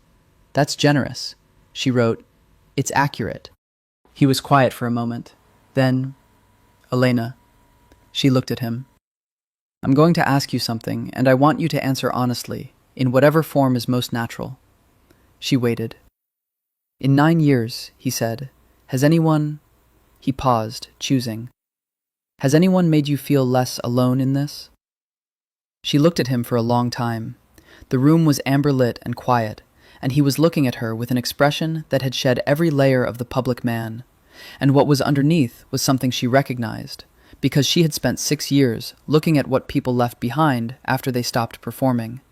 And what Dominic Moretti left behind when he stopped performing was someone who was, at his core, exactly as alone as she was. She picked up her pen. She wrote, "No." She held his gaze. She wrote, "Until now." He reached across the table and put his hand over hers. Not a gesture, not a statement, just the warmth of it, the simple physical fact of it. His hand over her hand, still. She let it stay. They sat like that, with the documents open on the laptop and the city outside and the 9 years behind her and the 48 hours ahead. And she thought about walls and doors and the specific bravery of being known. And she breathed, and she let him hold her hand. Wednesday began at 6 in the morning and did not stop. The Wall Street Journal piece went live at 6:45. The financial journalist had been thorough, as Elena had known she would be, and the article was 2,200 words of impeccably sourced investigative journalism, detailing a coordinated short-selling scheme against Moretti Group stock, identifying 3 of the 7 Luxembourg funds by name, and tracing their beneficial ownership through structures that, the article carefully noted, were consistent with entities associated with Ashworth Capital Partners. Elena had already been awake for an hour when she saw the notification. She read the article in its entirety, confirmed the accuracy of what had been published, and noted with professional satisfaction that the journalist had found 2 additional fund vehicles she hadn't, which meant the documentation was solid and the story was complete. She sent Dominic a text. She communicated with him by text when they were in separate parts of the penthouse, which was an adaptation she had made without thinking about it, with a link to the article and the single line, "First move." His response 20 seconds later, "Watching." By 9, Moretti Group's stock, which had been under pressure for 3 days, had recovered 4 points and was climbing as the short sellers who had been anticipating a collapse began unwinding their positions in the face of public scrutiny. By 10, Ashworth Capital Partners had issued a brief, terse denial that satisfied no one and confirmed everything, the way only guilty denials could. At 10:30, the federal case moved. This was the piece Elena had been most uncertain about. Not the documentation itself, which was solid, but the chain of transmission, the way it would arrive, the question of whether the right prosecutor would see it before it got buried or redirected by someone with Ashworth's reach inside the Justice Department. She had been careful. She had been more careful than she had ever been with anything, had structured the transmission through 3 separate channels with redundant documentation and a cover letter written by Polly, reviewed by Elena, refined through 4 drafts that presented the case with the kind of clarity that left no room for bureaucratic delay. The call confirming receipt came from Dominic's lead defense attorney, who had been briefed, at Dominic's instruction, only to the extent necessary. The attorney said, "The documents have been received and reviewed. A preliminary inquiry has been opened. We're talking about full investigation status within 72 hours. Elena took this information and wrote it on a clean page of her notebook. She wrote the timeline. She wrote the current status of each of the 3 tracks, the financial story, the federal case, the Donner 1A investigation. And she looked at the picture they made together, and she thought, it holds. The structure holds. Every piece of it is in motion, and every piece of it is moving in the right direction. And the convergence is going to happen. Not in 48 hours, but today, in the next 12. She went to find Dominic.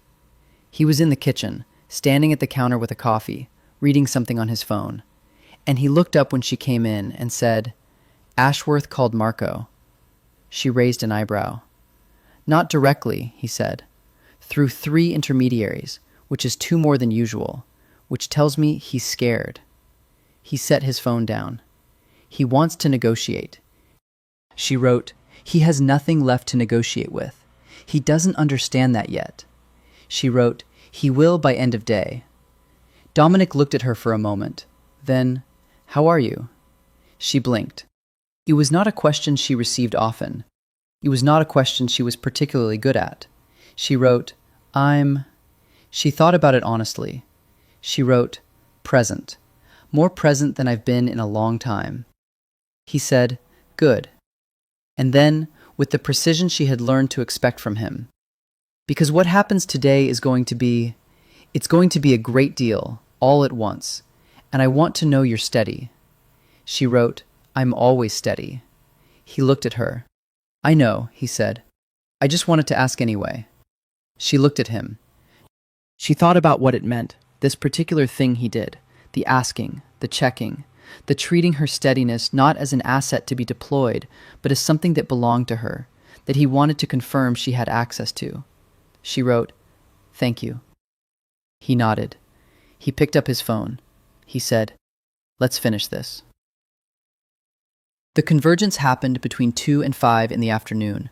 At 2 o'clock, the SEC's Market Surveillance Division, acting on the journal article and 3 anonymous tips, Elena had been thorough in her redundancy, issued a formal request for trading records from 2 of the 7 Luxembourg funds. The request was public, as SEC requests must be, and it moved through the financial news wires within 20 minutes. At 2:45, Ashworth Capital Partners' primary clearing bank, a Swiss institution with a historically high tolerance for ambiguity, issued a notice of credit facility review, citing regulatory uncertainty.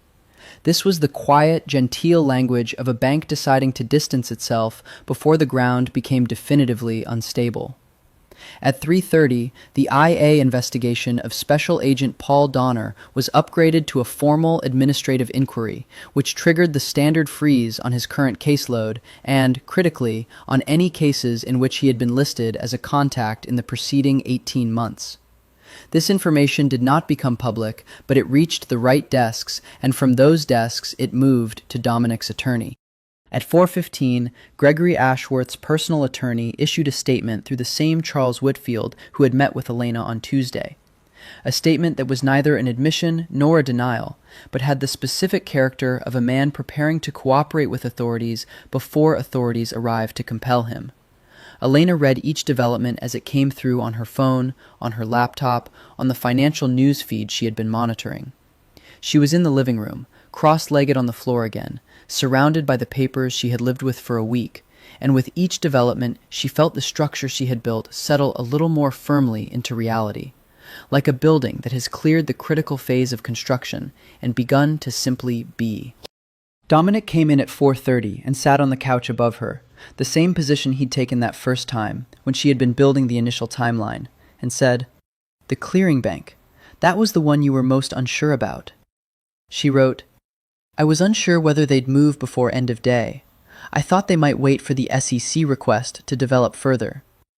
"What made them move?" She wrote, "The combination of the journal piece and the trading halt request. Together they created a narrative, not a proven case, but a visible one. Banks don't wait for proof, they wait for narrative." "You understood that." She wrote, "I understand how institutions make decisions. They make them based on what story they're telling about their own risk. Change the story, and they change the decision," he finished. He leaned back. "Elena." She looked up. He was looking at her with an expression she had, after a week, finally categorized. It was not admiration, though there was admiration in it. It was not desire, though she was aware of that too, and had been aware of it in the way you were aware of weather that hadn't arrived yet. It was something that she would have called, if she were being precise, if she were writing it in her notebook rather than feeling it in her body, recognition.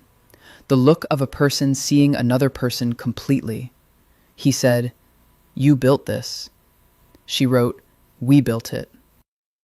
"No," he said, "I provided the situation and the resources. You built the response." He paused.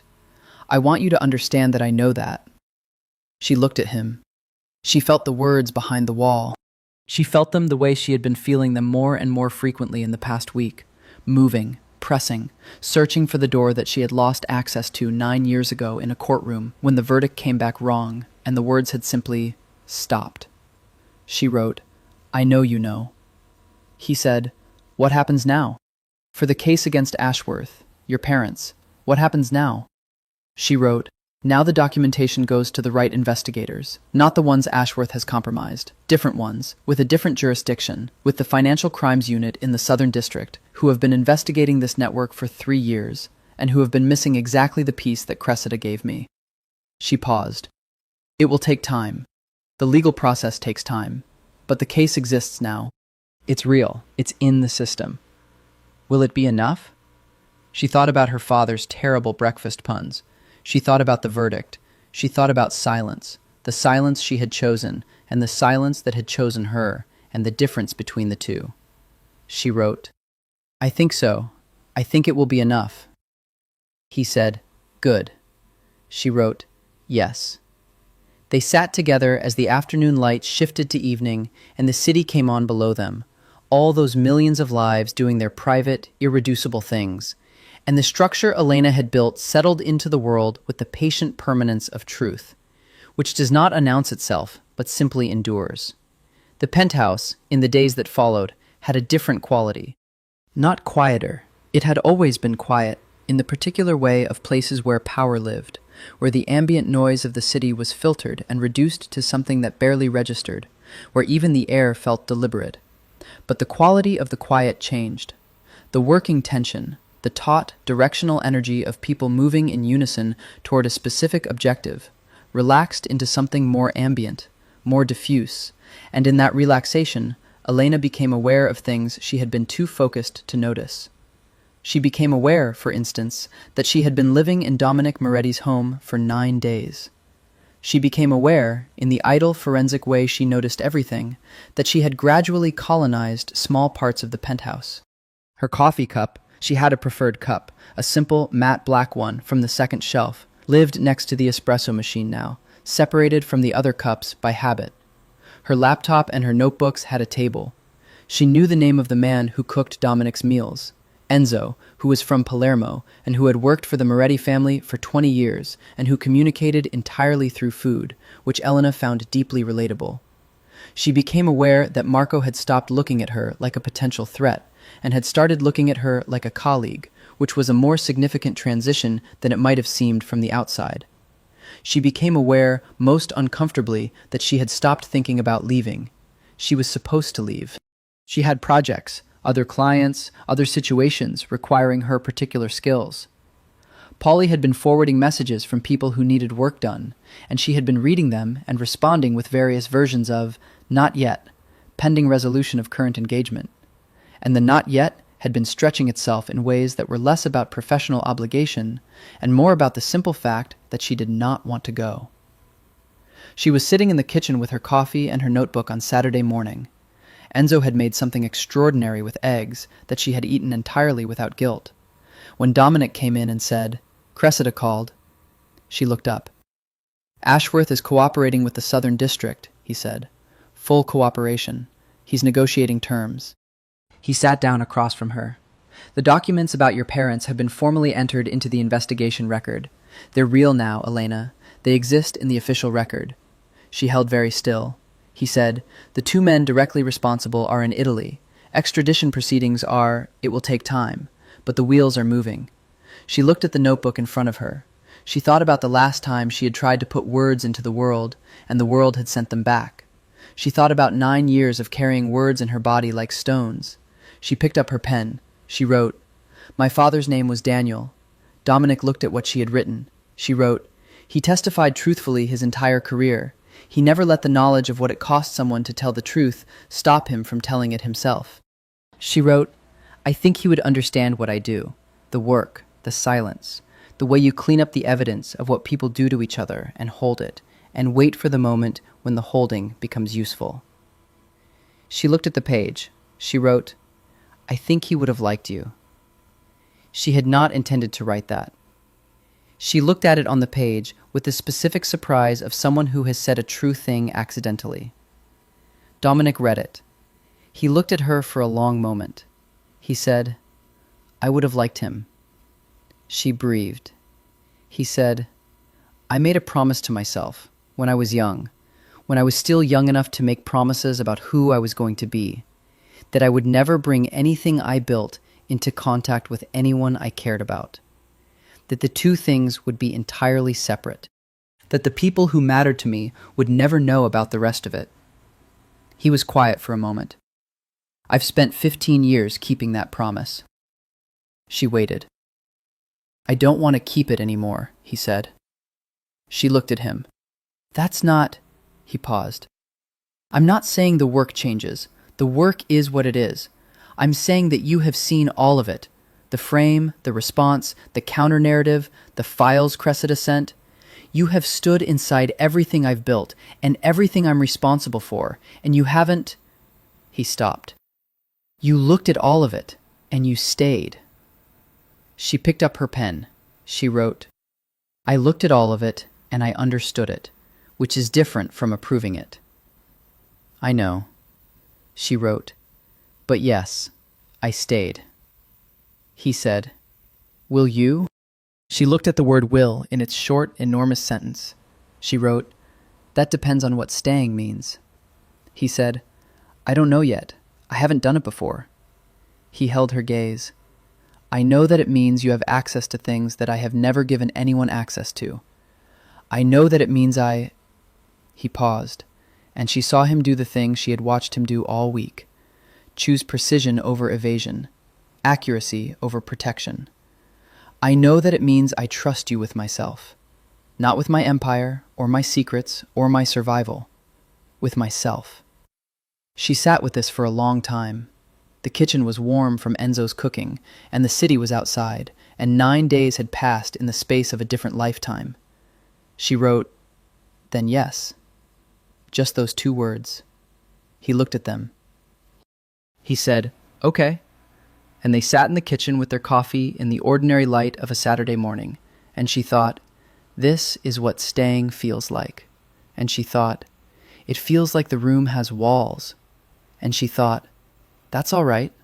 Some walls were worth being inside. The gala season continued, because gala season in New York does not pause for personal transformation. There were events, 3 in 10 days, and at each one Elena appeared beside Dominic in the way she had settled into, the way that was neither performance nor statement, but simply presence, and at each one she watched the room's understanding of who she was shift slightly, accumulate, become something that the room was calibrating for. People had begun to understand that she was not an aide, not a security consultant, not any of the functional categories their social vocabularies offered. She occupied a position for which their vocabularies had no word, which was, Elena thought, entirely appropriate.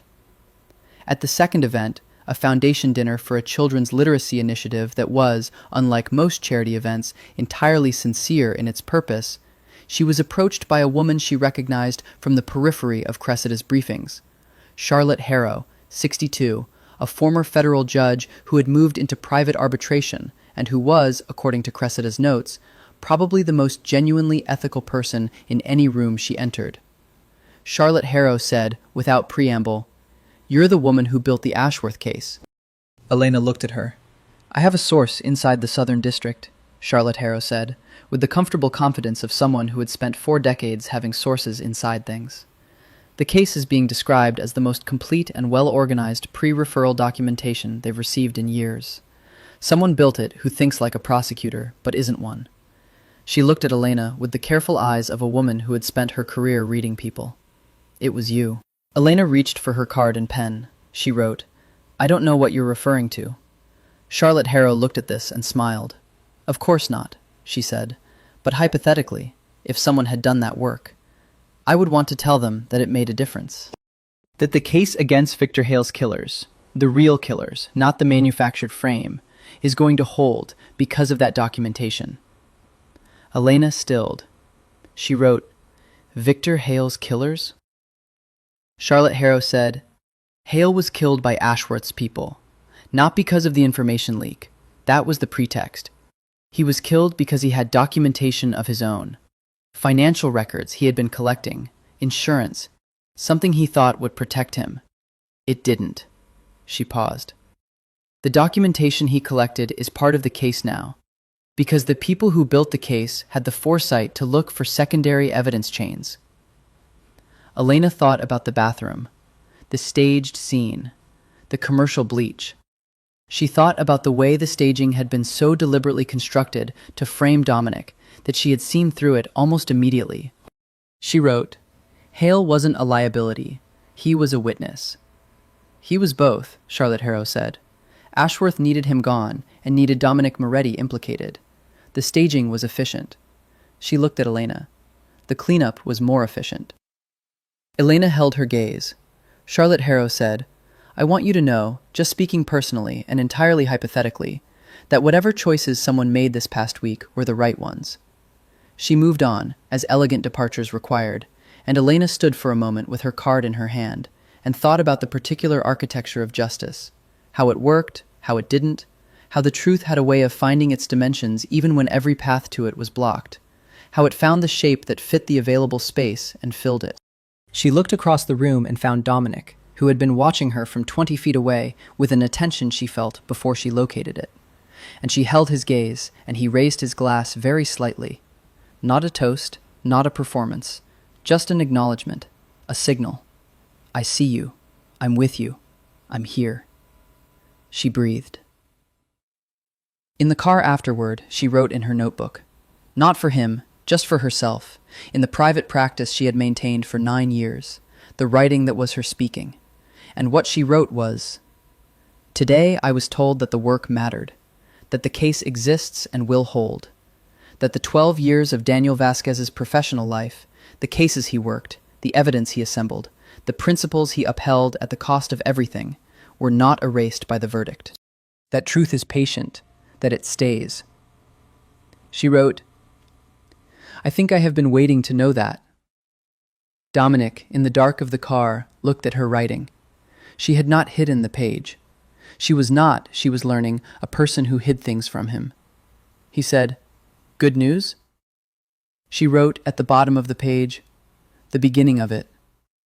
He reached across the seat and took her hand, not dramatically, not with any ceremony, just folded his hand around hers the way warm things fit against each other, and she let him, and they rode through the city with the lights sliding past outside and the truth settling into place around them, quiet and patient and exactly large enough to hold them both.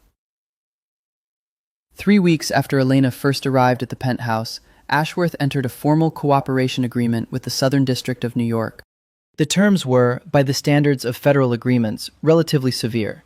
The cooperation was not a get-out-of-jail-free card, but a reduction, a negotiation, the kind of arrangement that still left him facing significant time and the complete dismantling of his financial empire. His short positions had been frozen by SEC order. His credit facilities had been called. His social standing, which he had spent 30 years constructing with the same patience and deliberateness that he had applied to framing Dominic, was in the process of being publicly and irreversibly revised. None of this happened quickly. Elena had been in this world long enough to know that justice moved at the speed of institutions, which was to say, slowly, unevenly, and with frequent pauses for procedural complexity. But it moved. It was moving. Dominic handled the public dimension of it with the same mastery she had watched him deploy all along, appearing at the right events, making the right statements through the right attorneys, conducting himself with the kind of visible, unruffled certainty that said, to everyone who was watching, this man was never going to fall. The financial narrative had been corrected. The stock had recovered fully, and then some, on the strength of a statement from Dominic's legal team and a piece in the Journal that, while not directly addressing the Ashworth situation, painted a picture of Moretti Group's underlying strength that was unmistakable in its implications. Marco, at their weekly operational meeting, she had been attending these for 2 weeks, which had stopped being remarkable and become simply part of the structure, reported that 3 of the institutional investors who had been quietly reviewing their Moretti exposure had confirmed their continued commitment. 1 had increased their position. Elena made notes. She wrote questions. Marco answered them as though she had always been in the room. She had not made a decision, not in those explicit, conscious terms, about what came next. She had, instead, made a series of smaller decisions, each of which was entirely reasonable in isolation. She had renewed the lease on her own apartment rather than terminating it, but she had also had Polly redirect her professional mail to the Moretti Group building's business address, as a convenience. She had scheduled several new client consultations, because the work continued, and the world continued to produce situations requiring her particular skills. But she had structured those consultations around times when she was not, in any significant way, needed at the penthouse. She had not thought too hard about what this meant.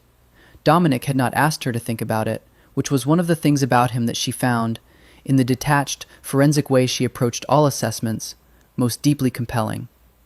He did not press. He created space and let her move into it at her own speed, with the specific patience of a man who had learned, by whatever means, through whatever history, that the things worth having arrived when they were ready and not before. She was sitting at the table in the penthouse kitchen on a Sunday afternoon.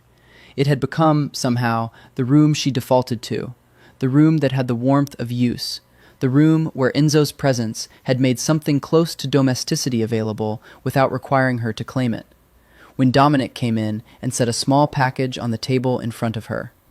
She looked at it. It was wrapped in plain paper, tied with a simple cord, about the size of a hardback book. She looked at him. "Open it," he said. She untied the cord. She opened the paper. Inside was a photograph, printed, not framed yet, which gave it an unfinished quality, an incompleteness that felt deliberate, of a man she recognized with a force that knocked the breath out of her in a way she had not been breathed out of in years. Her father. Not a crime scene photograph, not a court record photograph. A real one, a personal one. A man at a kitchen table with a cup of coffee and a newspaper, wearing an expression of mild, affectionate exasperation that she knew, that she remembered, that she had thought she had lost the precise texture of. She held the photograph. She looked up at Dominic. "Cressida found it," he said quietly, "in the documentation Ashworth's research team had assembled. They collected personal information, including this, from what she thinks was a surveillance operation years ago." He paused. "I wanted you to have it before anything else." She held the photograph and looked at her father's face and felt the words behind the wall, the words that had lived behind it for 9 years, do something they had never done before. They came to the door. She felt them there. She felt the door, which she had thought was sealed, which she had thought was a structural feature rather than something that opened. She felt it the way you felt something in a room when the light changed and showed you it was there. Her lips moved. Nothing came out. Not yet, but they moved. Dominic saw it. She watched him see it, watched his face do something that she would have called gentleness if she had been less precise in her vocabulary, but which was actually more than gentleness, which was the specific quality of someone who understood, completely, what they were witnessing. He said nothing. He sat down across from her.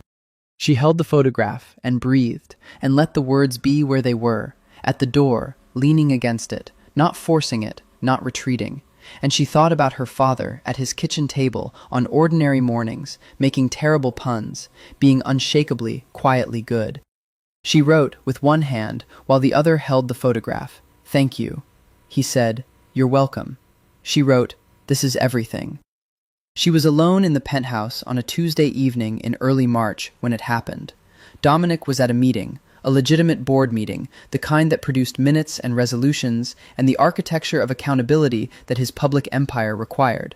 And Marco was with him, and Enzo had left the kitchen clean and gone home, and Elena was sitting on the couch with her laptop and her case files, and the particular quality of silence that had become, in these weeks, genuinely comfortable.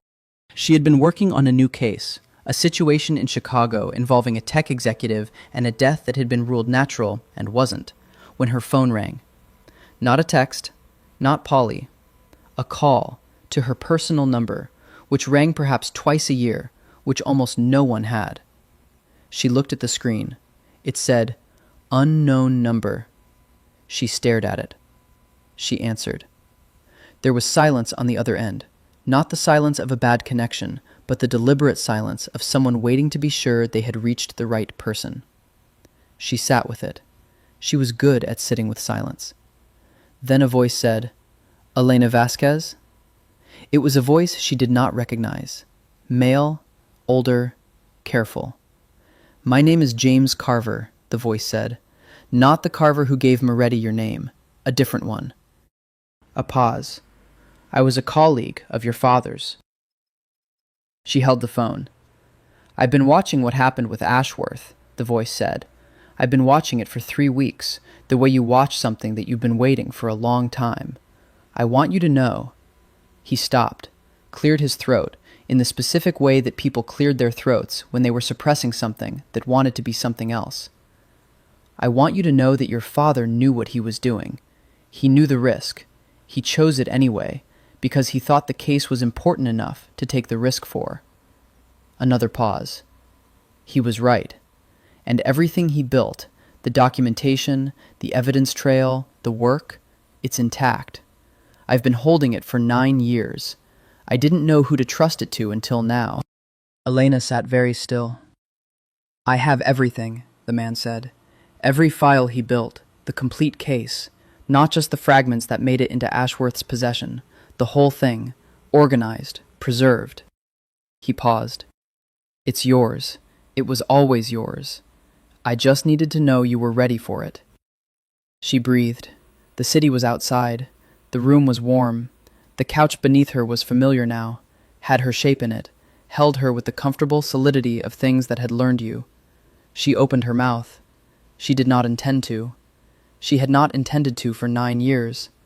She had made her peace with the wordlessness, had built her entire life around it, had turned it into a tool and a shield and a professional asset and, sometimes, a home. She opened her mouth, and she said, "How do I find you?"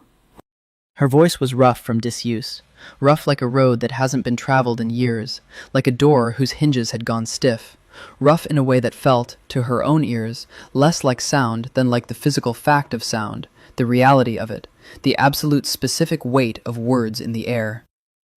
The man on the phone was quiet for a moment. Then he said, "I'll come to you."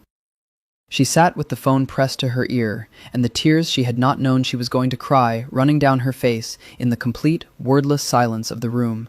And she sat with it, with the sound of her own voice in the air, with the fact of it, the extraordinary, ordinary, miraculous fact. When Dominic came home an hour later, she had not moved, was still on the couch, the laptop forgotten beside her. He stopped in the doorway and looked at her face, and she looked at him, and she saw him understand immediately that something had happened, that the room was different in a way that he could feel before he knew the reason. He crossed the room. He sat beside her. He said, very quietly, "Elena." She looked at him. She opened her mouth. She said, rough, unsteady, the voice of someone who has not used something in 9 years and is learning it back, "I spoke." He looked at her for a long moment. 2 words. Just 2 words, but in the room they were enormous.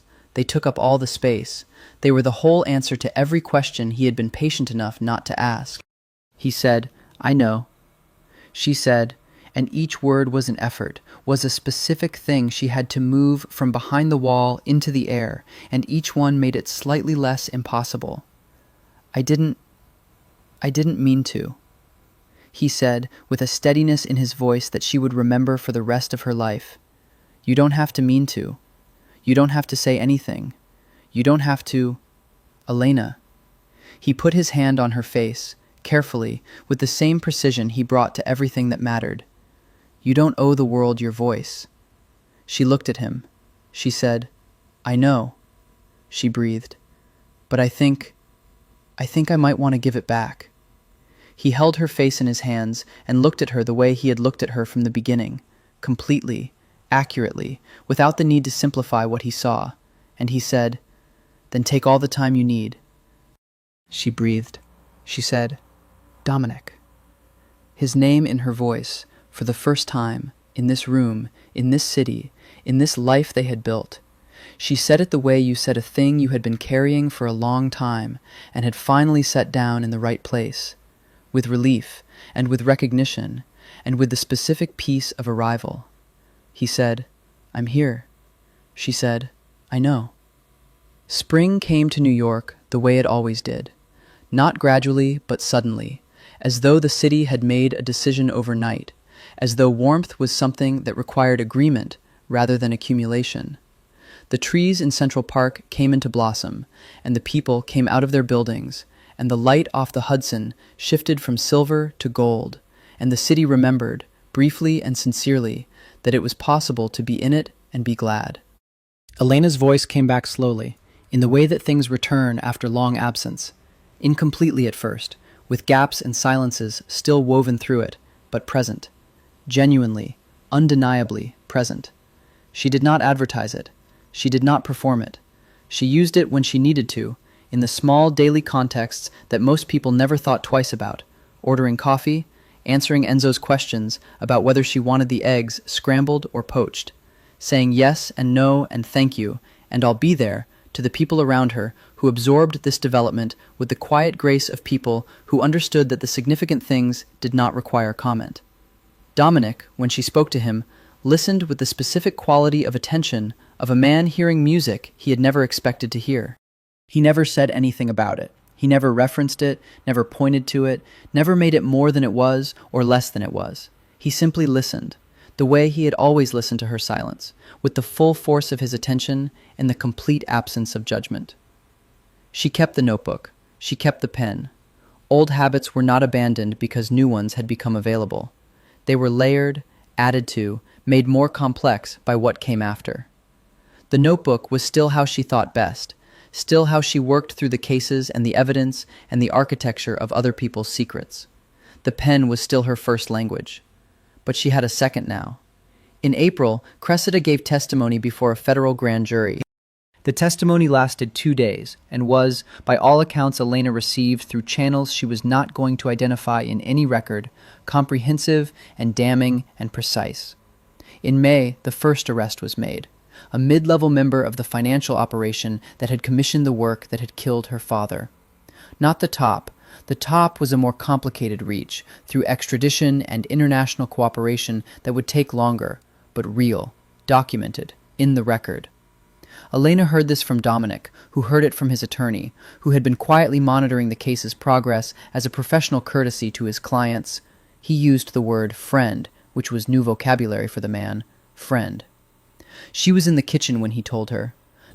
She was standing at the counter with her coffee, and she heard the word arrest, and she stood very still, and she felt the 9 years, the weight of them, the specific gravity of a very long silence, finally given what it had been waiting for. She felt them settle. She said, "Is he in custody?"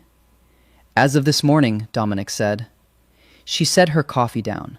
She looked at the counter. She thought about her father, sitting at his own kitchen table, with his newspaper and his coffee, making his terrible puns, being good. She said, good. One word, rough and steady and entirely sufficient. Dominic put his hand on her back, warm, present, and said nothing, which was exactly right. On the first Thursday in June, Elena attended the opening of the children's hospital wing that bore Dominic's name, the Moretti Pediatric Oncology Center on East 62nd Street, the one she had walked past years ago and registered with the particular significance of a person who knew what was underneath the philanthropy. She stood beside him at the ribbon cutting. She wore the midnight blue again. She had kept the dress, which was not something she usually did with items acquired for events. Around them were the people of his public world, doctors, administrators, donors, journalists, the senator she had seen at the gala months ago. A journalist, not Sophia Reyes, a different one, younger, more straightforward, caught her eye and said, "Are you going to say a few words?" Elena looked at her. She looked at Dominic, who looked back at her with an expression that held everything, the permission, the absence of pressure, the absolute willingness to let her be whatever she was going to be. She looked at the building, at the Moretti name in stone above the entrance, at the children passing through the doors with their parents, the peculiar courage of small people dealing with large things. She said to the journalist, clearly and without hesitation, "The work speaks for itself." The journalist blinked, made a note, moved on. Dominic, beside her, said nothing. She felt him smile, not the public smile, the other one, the brief and genuine one that changed his face. And she did not look at him, but she felt it, the way you felt warmth from a source nearby, the way you knew someone was there even when your eyes were somewhere else. That evening, in the penthouse, in the room that had been a crime scene and a workspace and a home, Elena sat with her notebook and wrote, not a case file, not a professional document, but the private writing she had been doing for 9 years, the speaking in ink that had kept her intact through everything. She wrote, "The verdict is a strange thing. You wait for it for so long that you imagine it will arrive the way weather arrives, with force, with visibility, with the quality of an event. But it comes the way most true things come, quietly, between one moment and the next, without announcement. You look up and it's simply true." She wrote, "My father's case exists. It is real in the world. The men who chose to end him are being held to account by the same mechanisms he spent his life believing in." She wrote, "I spoke today. I said 7 words to a journalist, and they were the right 7 words. And the voice that carried them is mine, is still mine, was mine even when I couldn't find it." She wrote, "Dominic is in the other room. I can hear him on the phone. Italian, always Italian when it's operational, English when it's personal. And what I'm hearing is Italian, which means he is managing something and will be done soon." She wrote, "I am not afraid of what comes next." She paused. She looked at the page. She wrote, below everything else, in letters that were slightly larger than her usual size, as if the thought deserved more room. "The best secret keeper is the one who can never utter a sound. But the most free person is the one who speaks when they are ready, and not a moment before, and not a moment after." She closed the notebook. She looked at the room, at the city through the floor-to-ceiling windows, at the coffee cups on the counter, at the door through which she could hear his voice, and she felt something she was no longer afraid to name. She felt at home. Dominic came in 20 minutes later, rolling his sleeves down with the end-of-day gesture she had catalogued along with everything else, the hundreds of small observances that made up the knowledge of a person, that made the difference between seeing someone and knowing them. And he looked at her sitting on the couch, and he looked at the closed notebook, and he sat down beside her and said, "All right?" She looked at him. She thought about all the things that question contained when he asked it, all the dimensions of it, professionally, personally, presently, going forward, with me, without me, in the world, in this room. She said, "Yes."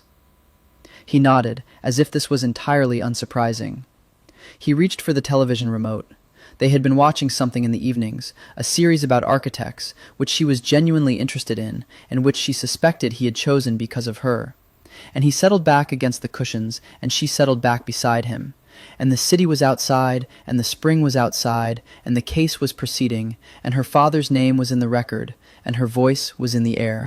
She said, not because it required saying, but because she wanted it in the air, wanted it added to the room, wanted it to exist in the particular way that spoken things existed, in the vibration and the air and the permanent record of what had happened here.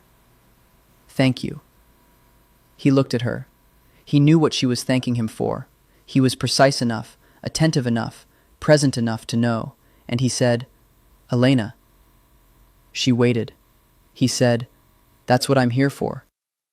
She looked at him. She thought, yes. She thought, finally. She thought, this is what it sounds like when the verdict is right. And for the first time in 9 years, the silence was not a wall. It was a room, and she was in it, and she was not alone.